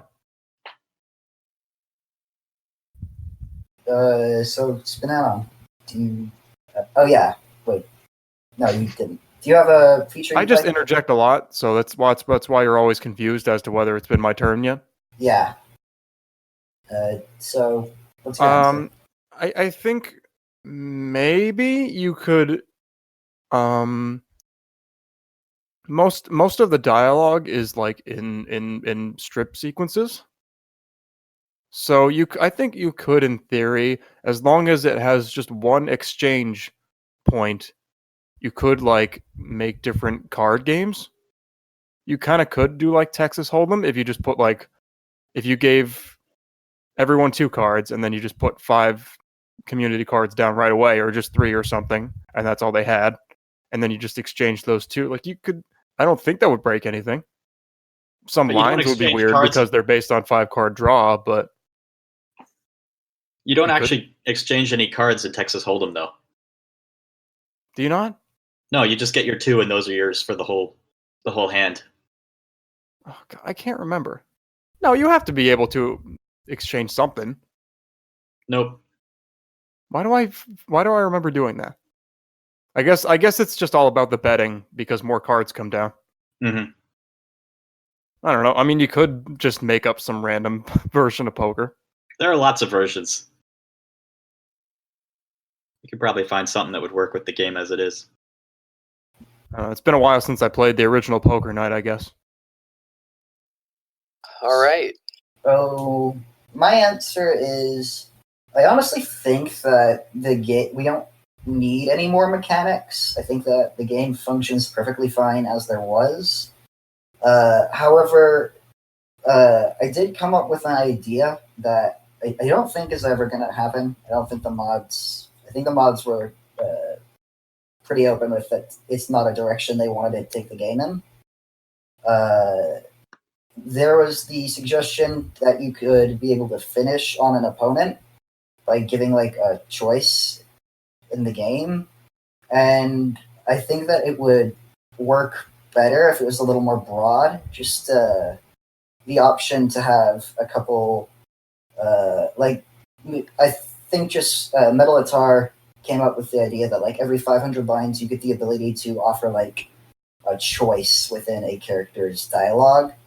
Just like a simple yes or no or A or B kind of thing, and it could offer different dialogue. And then however crazy that would end up going would be, I guess, up to the mods. That was my answer. Yeah, I mean, I think we've kind of expounded at length about why we don't want to do that. And that's kind of like, just to reiterate, it's basically like, I don't think this thing is like the worst thing in the world. Like, I don't think it's a bad design decision. I don't think it's a design decision that the game needs or really warrants. And like, I see the applications of it. I really do. It's just not something we want to entertain right now. Yeah, same thing with epilogues. I'd rather like avoid weird branching paths and how complex that can get. I'd rather you just like, this is like you keep the premise simple for characters. Like this is the character, this is why they're there. Go. And you have to pick some direction to take them in. And same with the epilogue. You have to pick something to do. And you have to edit yourself down basically into a coherent premise. For like, this is what the character is going to do, and this is what they're going to be like. This is how they're going to treat the player. Like, you just got to decide. Instead of trying to make them cater to everyone, which is not going to go well. Yeah, I mean, that's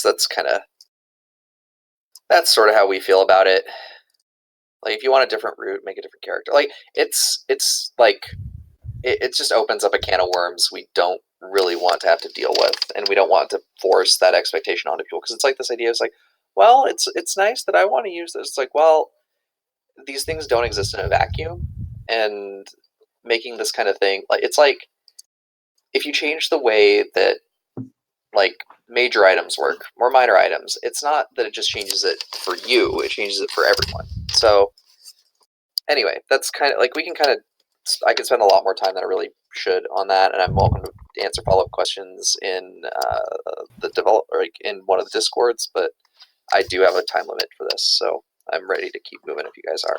All right. I need to to do something. Let's start the next question, and I should hopefully be back. Do you think that there's a large divide between what players and what developers make? If there is, should we care? All right, I'd say yes and no. On the one hand, I think that new characters tend to go over pretty well and find an audience. So I think that we don't really have a problem of people making things the player base doesn't want. On the other hand, I think the player base wants a lot of things, and that has basically no bearing on what ends up happening. See 2B, Bayonetta, Yuri, Doki Doki, etc. I think it's not a really big issue, and I think that in some ways the lack of people's favorites is what recruits new people and encourages people to take the plunge into the game. It is an open source game, and we're not getting paid, so I don't think we're ever going to find ourselves sort of trying to cater to the whims of the audience too much. I think there is a fear of screwing up a fan favorite that I would encourage people to believe in themselves a little bit more on. I think that just because a character is well liked, that's no reason not to make them. I think people are going to be more forgiving than you think, and it's a community game, so we can help you out if you've got a concern. So if you're a new creator thinking, could I be the one to make 2B? Yes, I think you can. It really is the most magical part of being a developer, is whenever someone asks for a character, you can just be like, lol, make him yourself. Yeah, I think that's sort of like, in nicer ways, I think the biggest divide is like players not switching over into the developer chairs. Like, this game is not as easy to make stuff for as it used to be, full stop.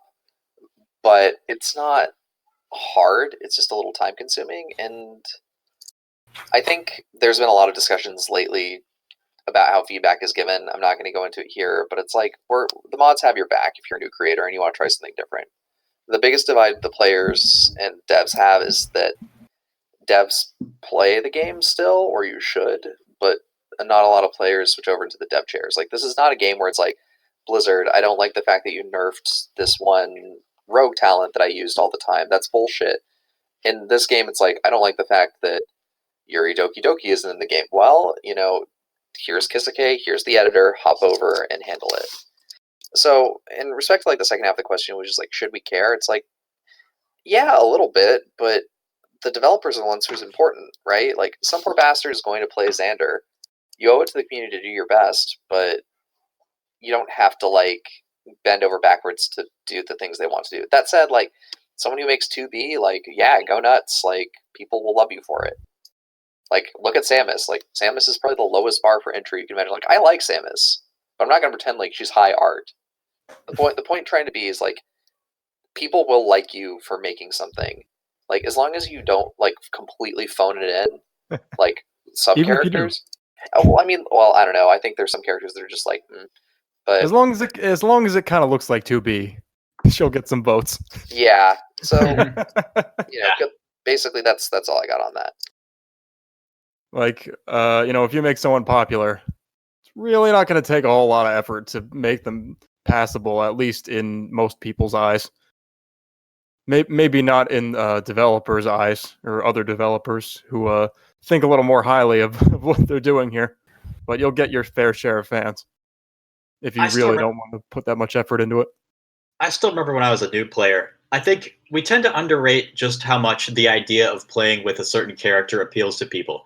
Like, even if they're not great, people are still going to be really excited by just the thought of getting to play with one of their favorites, and you'll get a good positive feedback in part because they're going to be adding their own interpretation and spin to the game anyway.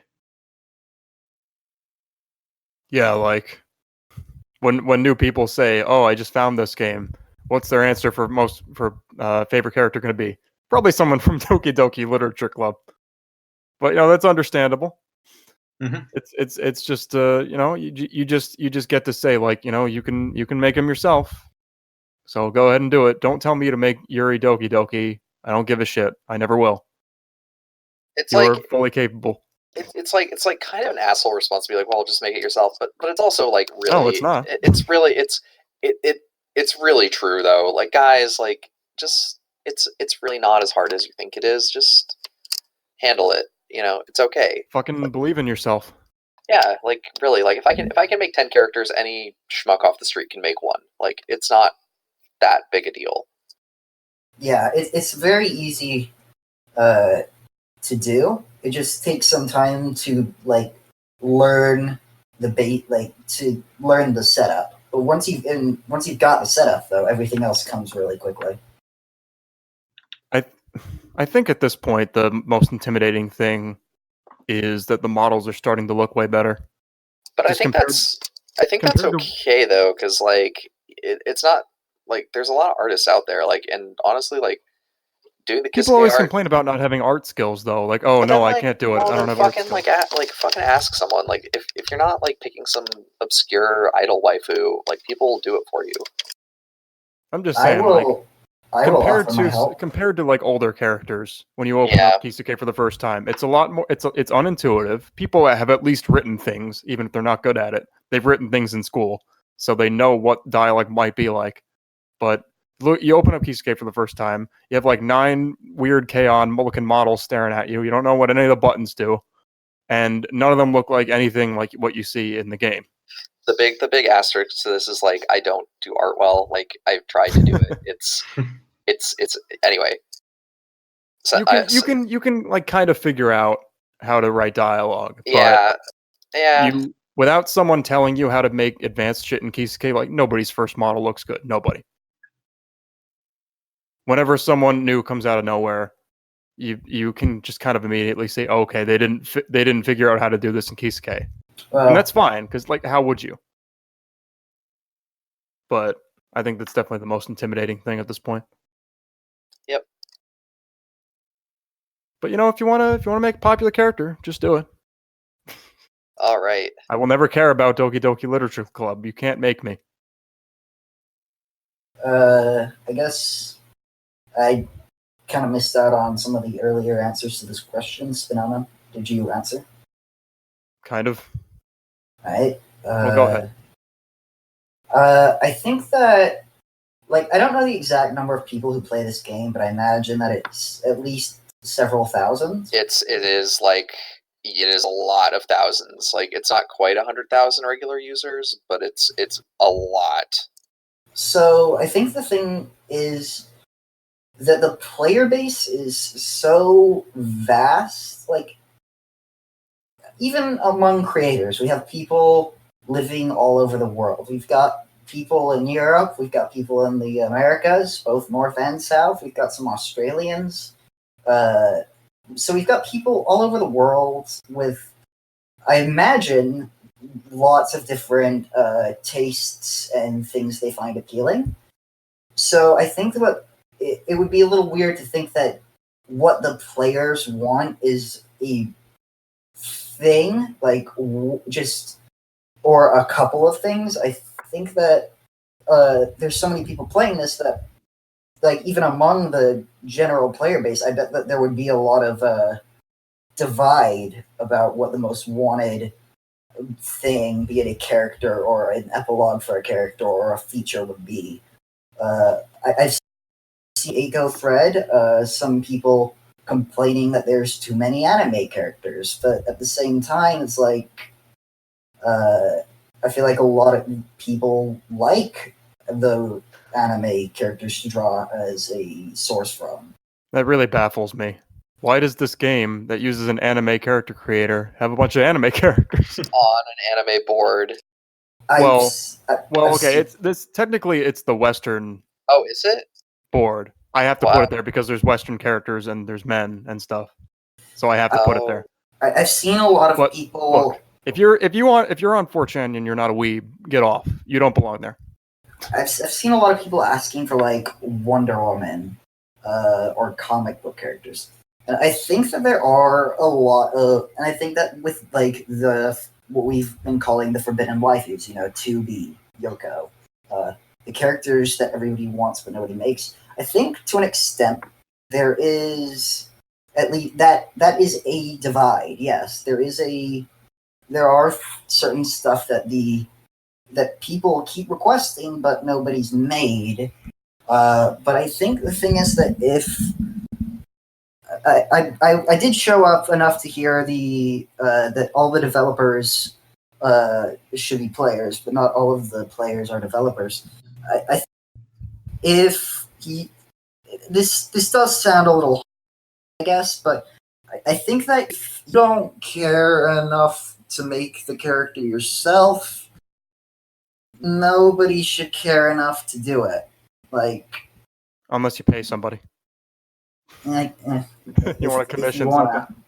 But so, like, if you don't care enough to do it, why should we?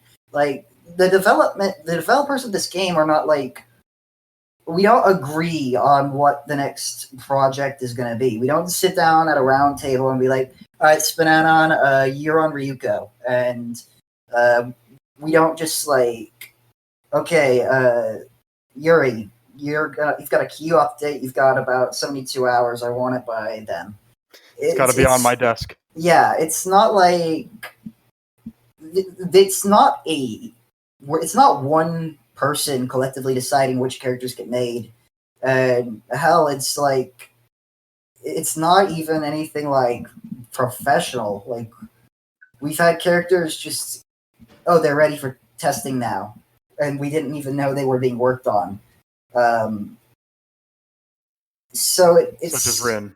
Yeah, in the middle of this podcast. Yeah, so it's like, I think that, to an extent, we should care what the player base wants, but if they want it that bad, then, you should make it. Yeah. Like, bottom line for me is, the only thing separating a player and a developer is effort. So, no, I don't care what you want. I'm going to make what I want. That's the whole point of this game. Get over it. All right. Doesn't bother me. Next question. And Mass, how much time do you have left? I have about 15 minutes, but we can kind of keep, like, as long as we just sort of speed run, we should be good. There's one question in particular that they wanted you to have answer. Should we do that? Yeah, let's go ahead and go to that one. All right, yeah. So let's get to that one. And they wanted MS to go last, so I guess we'll do Mike's banana on the MS. Okay. What do you think of the new culling system? All right, I like it a lot. I think it really, I had floated the idea of a rotating system before because I really like the idea of sort of judging characters by the sum total of what they do, but not in a way that's sort of like overweights any individual trait. I think the sort of the danger zone is a fun concept because it'll lead to some motivation both to save characters and to improve characters that have been kind of languishing. So yeah, I'm excited to see how it goes. All right, SPNatI. Well, it saved Videl, and it saved Xander, so I guess I'm happy. I was not looking forward to continued cries to adopt Videl because I don't have the time for that shit. But yeah, I think it's a pretty good system, especially like as long as everything's transparent and the authors are notified, and here's exactly here's why you're up for culling, and here's what you need to do, and anyone else can adopt them if you want, and it's all out there, and it's all made.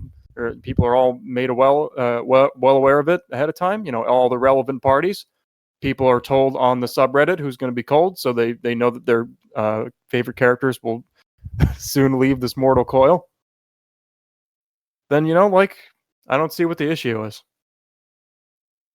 Yep. I think it's a pretty good system because sort of like it has an element of objectivity to it, but there's also an element of popularity, which people were starting to ask for because it was getting to the point where people were like all starting to meet pretty good standards. So you have to take popularity back into account because it's been a long time since we culled based on that. So pretty good. I agree. I think that knowing like having the 10 characters listed ahead of time is really useful. It's like it lets you know that you're like not red, kind of orange. I think that it's a nice way to go about doing that. And I think it gives you time to work on getting an update out to keep them in the game. Yeah, I mean that's sort of the design plan. Like we tried to listen to as much feedback as we felt was appropriate, and kind of built a few things into the system to give the best of both worlds. Like I don't know, I don't think it's not fun for us to remove content from the live game, but we do have to do it, and we felt this was a good way to kind of meet the needs of what was working for a lot of people and what was working in terms of game stability. It also opens up characters that are like kind of, hey, this is your last chance to get, Kim Possible to be functional or something like that. So it's, it works. Hey, remember that Kim is in this game? Sometimes. I remember Kira's in this game. But Kira should still be in the game. That's all I got. All right. Kira didn't deserve to die. It's okay. We'll call an ambulance. He was dying in the resort, and Johan and Zuja called an ambulance for him. All right. What type of podcast questions do you like the most? Theoretical projects, your theories on developing characters, shitposts, your favorite blank, etc. I like the small technical questions that let me see some of people's creative process. So things like, what makes a good hand quality line? Or what are some of your standard go-to poses? Just stuff that lets me see little parts of people's toolbox. Those are my favorites. I like the shit posts. I like things that let me like compliment other people and say like, hey, you're doing a good job. Because I think like you can kind of lose sight of like, hey, your thing is fucked up. It's good 90% of the time, but this one thing is really frustrating. You hear like the 1% of the time, but I basically like shitposts and complimenting people. Right? I think I kind of like questions like the one asking about the divide between players and developers and just general community wants and desires and sort of people's takes and perceptions of the situation there and just how the game has evolved and like what they think or stuff like the recent prevalence of anime characters compared to recent or years prior.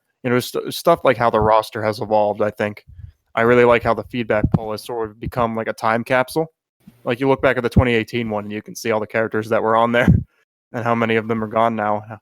And the 2019 poll is going to evolve into that too. It's already outdated by several characters who weren't on there. Yeah. Kalipla and Saki and Arafuda. And Soonrin. Soonrin. I think that everyone give her a hand. My favorite questions. Are we ever going to get Kira's reaction to Rin? I don't know. Fuck. You're useless to me. Muda. I think that my favorite questions are the ones that they either point out an opinion or an observation of some kind, and then they ask, why do you think this is? So it gives it's interesting to see how my thoughts and philosophies on things within the game either line up or disagree with SPNatI on whatever guests I have on at the time. and it's interesting to think about why things might be the way that they are. All right. SPNanon has mentioned that he once had plans for Misato. Which other characters have you considered but didn't go through with for one reason or another? So one character who I was very strongly considering at one time was Azula from Avatar: The Last Airbender. Ooh, and we got Arafuda instead. Fuck. Nah, she would have been after Arafuda in any case. But the reason I dropped Damn her it. was a few I'm reasons. really hating you right now. This hurts Basically, me. she even with the age up rule, I don't really feel comfortable writing a character who's underage in her most well-known appearance. That's just a personal thing, but She's above I mean, age I in already the do. comics. this is true. But I think people are gonna know her mostly from the show. She's also like even fucking crazier. So. This is also true and pretty great. But that leads into the second one, which is I think she might be a little too evil for the game. As much as I like her, I feel like it would be hard to really have her interact in what is kind of ostensibly a fun game with friends. Like, yeah, we have villains who say things, but it feels a little weird sometimes. Like, why are they sticking around? Why are they still playing this game? Why are they doing this if they are so evil? And why are they not like having a problem with some of the more heroic characters? So I feel like the Can you give me inventory a quick rundown? I don't Kira? know. I don't really know her. Okay. She's a villainous princess of the Fire Nation who's sort of she's sort of like a perfectionist character who's very very evil, and she's pretty. I'd say she's pretty dominant is the word I'd use to describe her. So I think she'd be a lot of fun, but I think she just wouldn't quite work for the game as far as I can tell. The other problem, there's another one, is that when you get into her psyche, she is kind of messed up and crazy, and I don't, again, cowardice abounds here, but I'd rather not be playing with a character who is really not all there emotionally. I think I prefer characters who are more stable and confident, because I wouldn't want to be feeling like I was taking advantage of her insecurities or anything like that. All my characters have insecurities. You good, Mike? Yeah, that's it. Let's see. Well, I think I think the one people probably missed out on the most was Cammy, not from Street Fighter, but from Harrow County. But it just got like a little too everything for me, and I just Aggressive. I just don't like being a mean person, and it was just kind of like it just went into territory that I wasn't super comfortable with. So that was not that hard to cancel. I think there's room to make that character still, just not by me right now. I think there's a bunch of things I was going to work on with Yuri like early last year that just never kind of made it. Like we made Akko, and she's donated a few models to. She donated Ochako's model, and I think maybe one more. But like I think Star Butterfly would have been a good choice, just because I think she's really interesting. And Red would have been fun, but I don't think Red is the best fit for modern SPNatI. It's also funny because like those are three characters that all would have like broken my typeset in a lot of ways, and yet I just never made them. So, well, there you go. You've been typecast. I have been typecast, but it's not the worst one. And that's all I got. Is your typecast young, awkward, energetic girls who are naive and want to do the right thing? I think my typecast is just like whatever Napsu wants to cosplay next. So, we'll see. Short girls? Yeah, pretty much. Like I like Emmy. Like Emmy is probably my favorite character in a long time. Like I like La Rochelle is like my favorite character in the game, but like Emmy is just like that's just like such bait. It's just impossible. I'm like I will target Emmy with all my characters. Corky, please don't abandon me. I can't do this. Don't leave. Just adopt her, dude. No, I can't. Why not? For once, I want someone else to do the work for me. So anyway, yeah, those are the big projects that people have missed out on or not. SPNanon? What about you? Well, question may have told you Misato, for one. But Black kind of made that happen before I even got a chance to really consider it. Other than that, I think I've gone through this list quite a few times. Bulma, Ayla I mentioned earlier, Balalaika from Black Lagoon. I mean, really, none of these really ever got off the ground. Just because I was too busy doing other stuff. So, they pretty much all have models lying around. Not very good models, of course. I still didn't really know what hair pieces were. But, yeah, that's about the extent of it. I mean, really, if you just listen to earlier episodes if you want to hear my spiel on that yet again. Misato, I just happened to really like Evangelion, and I thought she'd be the best choice for it, obviously, because she's not like a complete weirdo. You can't really call anyone in Evangelion a functioning adult, but Misato kind of comes close. I mean, what's her big character? Mari is great. Mari is fine. Mari is completely. Mari is Anno's weird fan fiction. I don't care. She's the best. She has glasses and she fights Eva, and she's not fucked up over it. It's great. Well, literally, I just look at her. I'm like, what is the point of this character? Oh, my guest is. Why is she on the screen? My guest is 30 minutes late, so I will have plenty of time. Yay! All right. Yeah. I just don't understand, and I really don't think 4.0 is going to answer any questions. That's not really how Anno rolls. I have zero faith that this movie is going to be any good because 1 and 2, anyway, Evangelion things, but Evangelion 1 and 2, excellent. They're going to have to retcon 3.0, so Kaworu and Shinji are just friends now. God, I just 2 was so good because he just likes them. Because it was 2 was so good because it gets to this end and it's oh, okay, I know where this is going to go, but then it's just oh, it could be different. Then 3 happens. It's just this is terrible. This movie 2.0's ending was perfect. Shinji finally got with best girl. He finally figured his waifu. Yeah, exactly. He figured this shit out, and it was oh no, but actually no. And it's he was confident in himself. He realized he just accepted himself as a guy who wants to bang his mom. Yeah, he was okay with that. That's it's about self-acceptance. Oedipus for SPNatI win. But really, what's Misato's big character flaw? She bangs guys that remind her of her father. Oh no, she drinks too much. It's so terrible. Anyway, it's really not that bad. I've had I'm watching episode 25. Why are you sitting in a chair, Misato? It's really not that bad. We all have our issues. There's Rin on testing the GitLab. Well, anyway. She's just fun with the beer drinking. I've had a lot of characters that I had plans for, and then ended up dropping, Jetstream Sam, and Abridged Kirito, and Hilda from Pokemon Black and White, and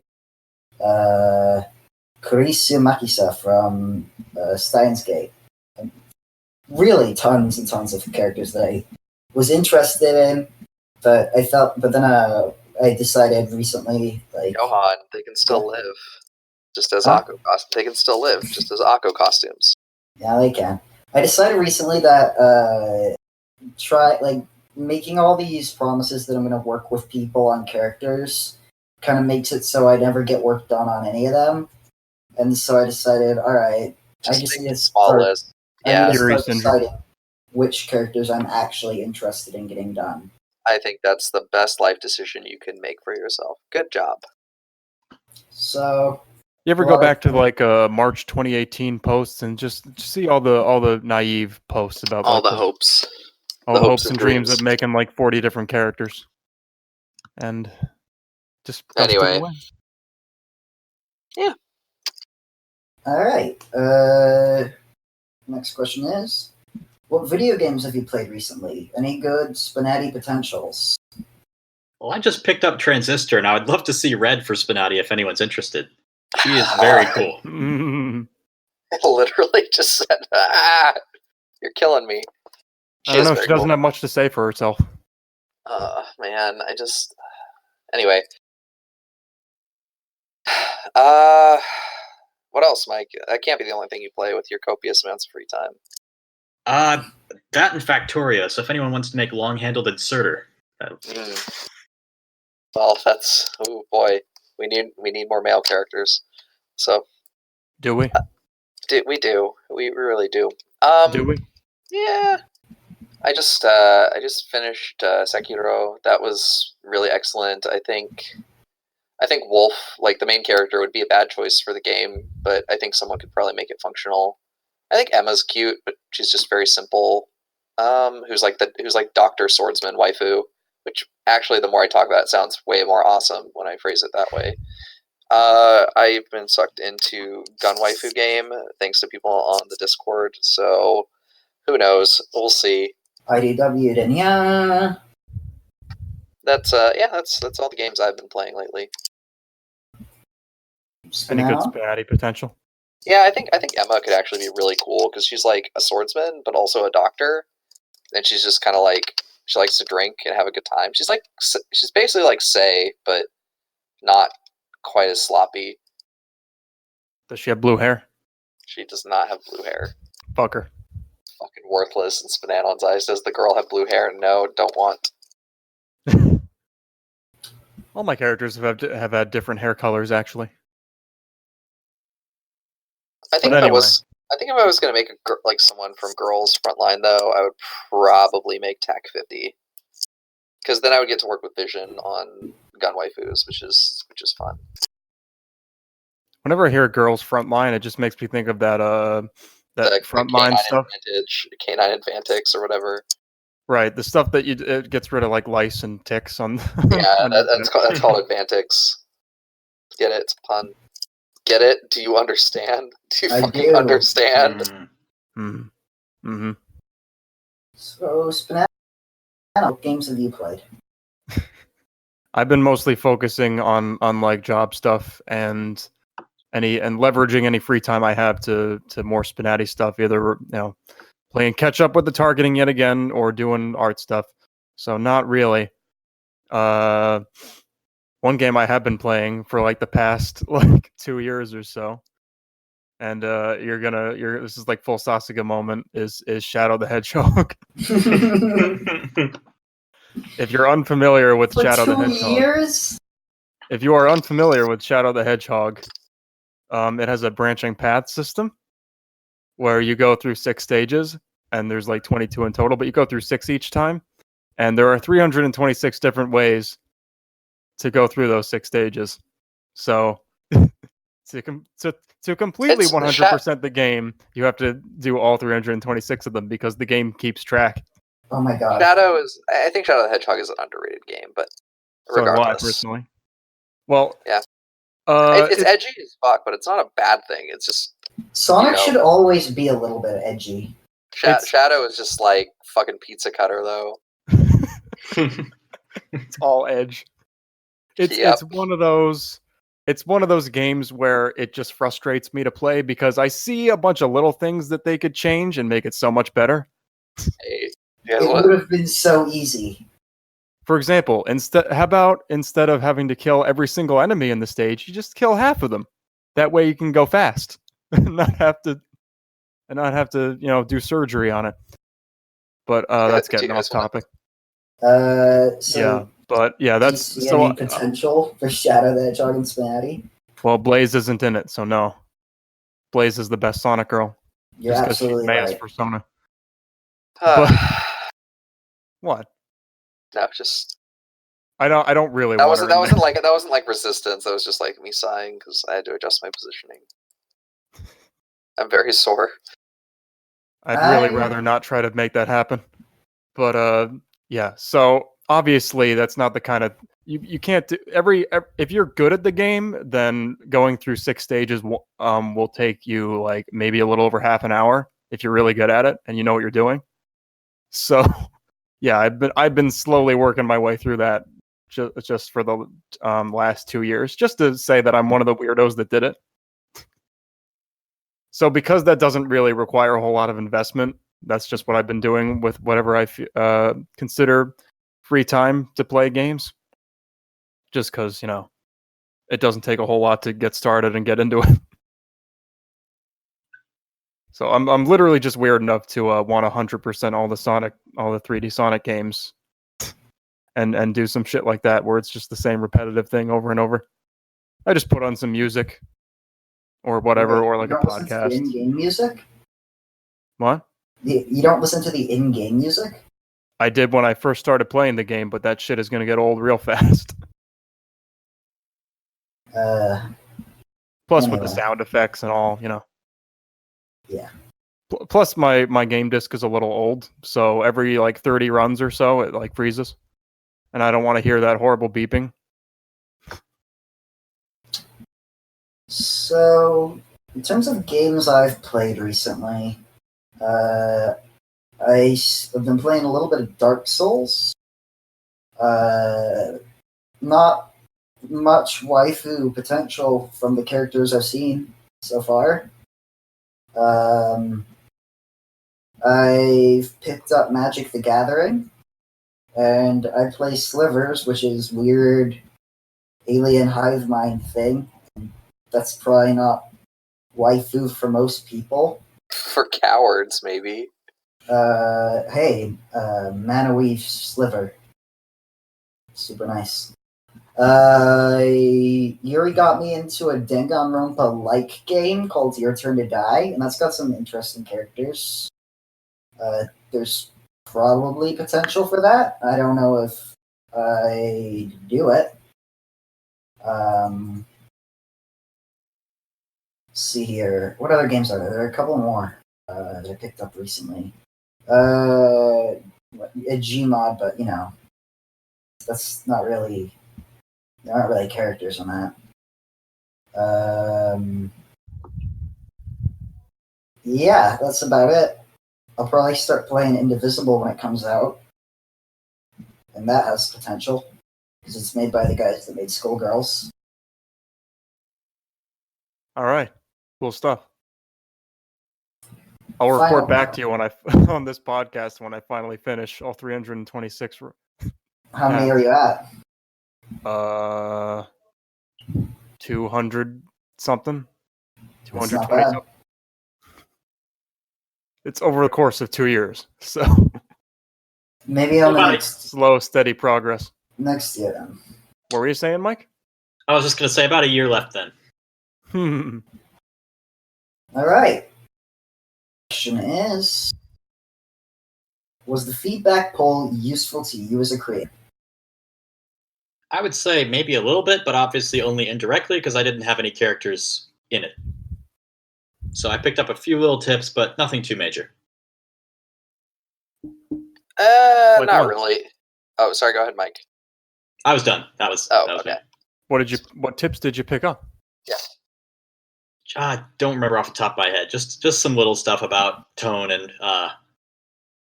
characterization. Honestly, it was mostly stuff I'd heard before, though. So Did you read everybody's?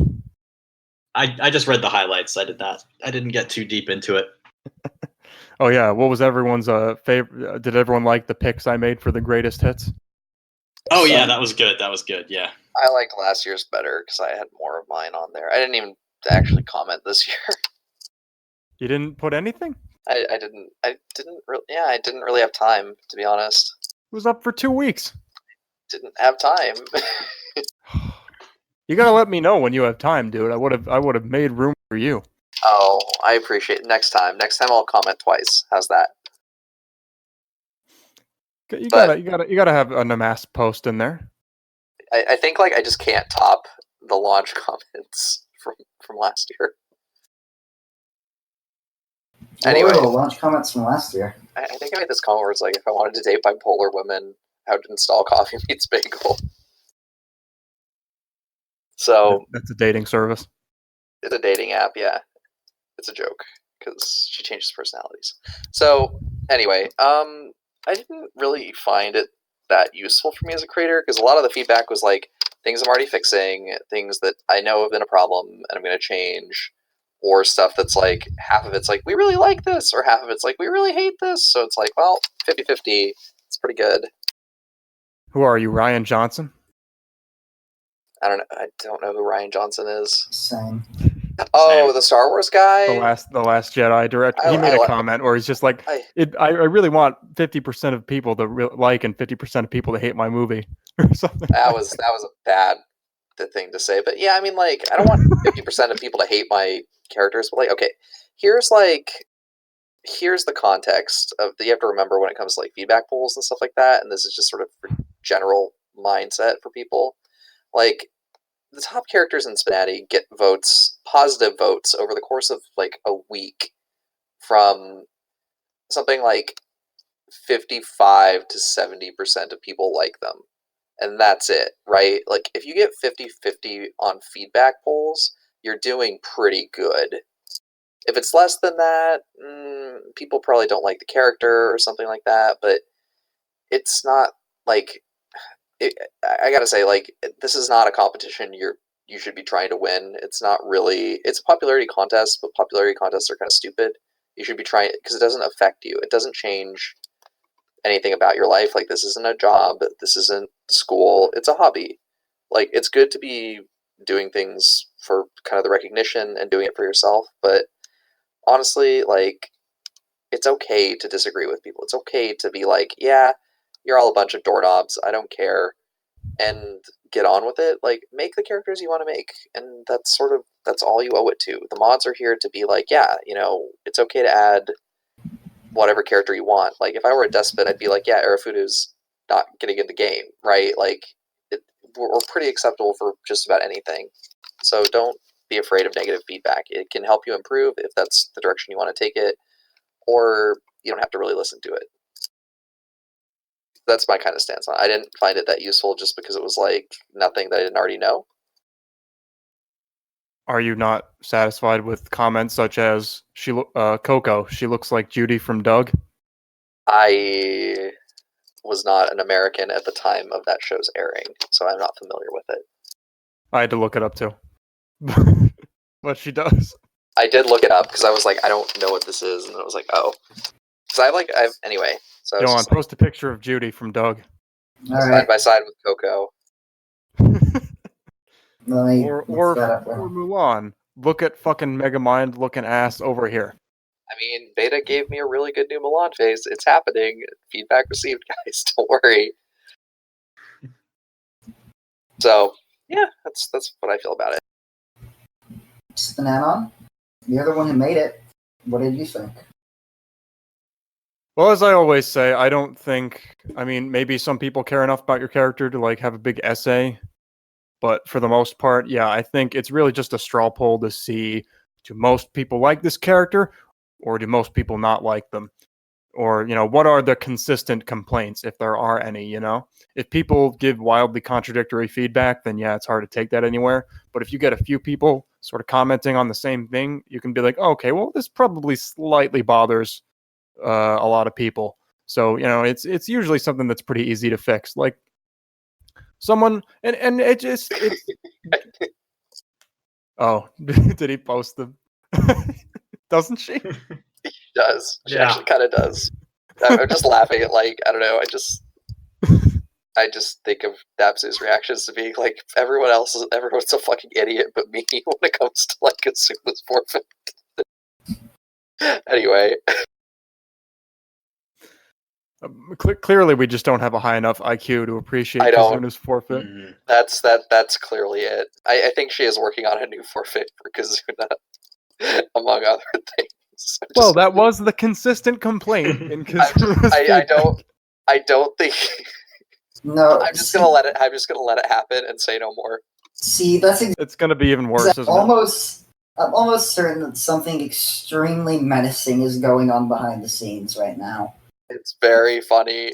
It's very funny for me to watch. It's going to be less funny for everyone else. Oh, God. I have a bad feeling about this. I've got a very bad feeling about this. It's good to show contempt for your audience. Yeah, it never hurts anyone. But yeah, I mean, again, it's a straw poll, and like, I think it's really just an effort to reach out to general players and just to see things that you would never even think about other people saying, like, or just something that maybe developers have enough context for why you did that, but nobody else does, and it really gives you a chance to explain yourself, which hopefully people read the responses, but just stuff like it's the anonymous shouting forum. Yeah, I don't know. Maybe I said this on the last episode, but someone mentioned that Revi's epilogue was called like Two Hands, No Mercy. which they never played her because of that. And it's just like, yeah, that makes it sound like she's like cutting your balls off. And she's not at all. It's actually very wholesome. So yeah, I should change that, and I did. That's where I think that's where Sakura gets a lot of her Revy lines from. I think I just recently read the like Revy Sakura interactions, and that's like the funniest shit. It's just so weird and like uncanny. Anyway, if you're not familiar, Sakura thinks that Revy is Radical Revy-chan.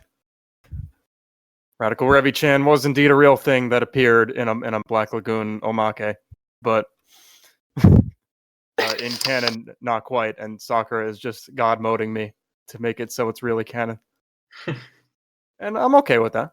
I'm okay with Revy having briefly dressed up as an idol and being embarrassed about it. I love it when people just kind of make stuff like or interactions like that just give Revy a little more depth. All right. Guess it's my turn. I think overall I was pretty content with the feedback that I had received. There was some stuff that I found less useful than others. There was some stuff that I thought was extremely useful. To me, there wasn't like anything that like made me livid. But just overall, I think that I was content with the amount of feedback that I got. That's all I've got to say about that. I believe that's all the questions. Yeah, all right. So, SPNatI, thank you for being the co-host as usual. Oh, anytime. thanks guys. This was fun. Thank you. Yeah, Mike, I'm glad you got to stay for the last half of this. Me too. The last All 30 right. minutes. And thank you guys for listening. We will see you in the next one. Bye-bye. You guys want to see the worst picture I've ever seen? Sure. We still have a couple questions left, but Okay. Yeah, my guys got delayed. I have more time now. Anyway, Oh my. Legs with legs. I don't know if I'm probably just going to move this to the end of the podcast. yeah, we just cut this part. It's fine.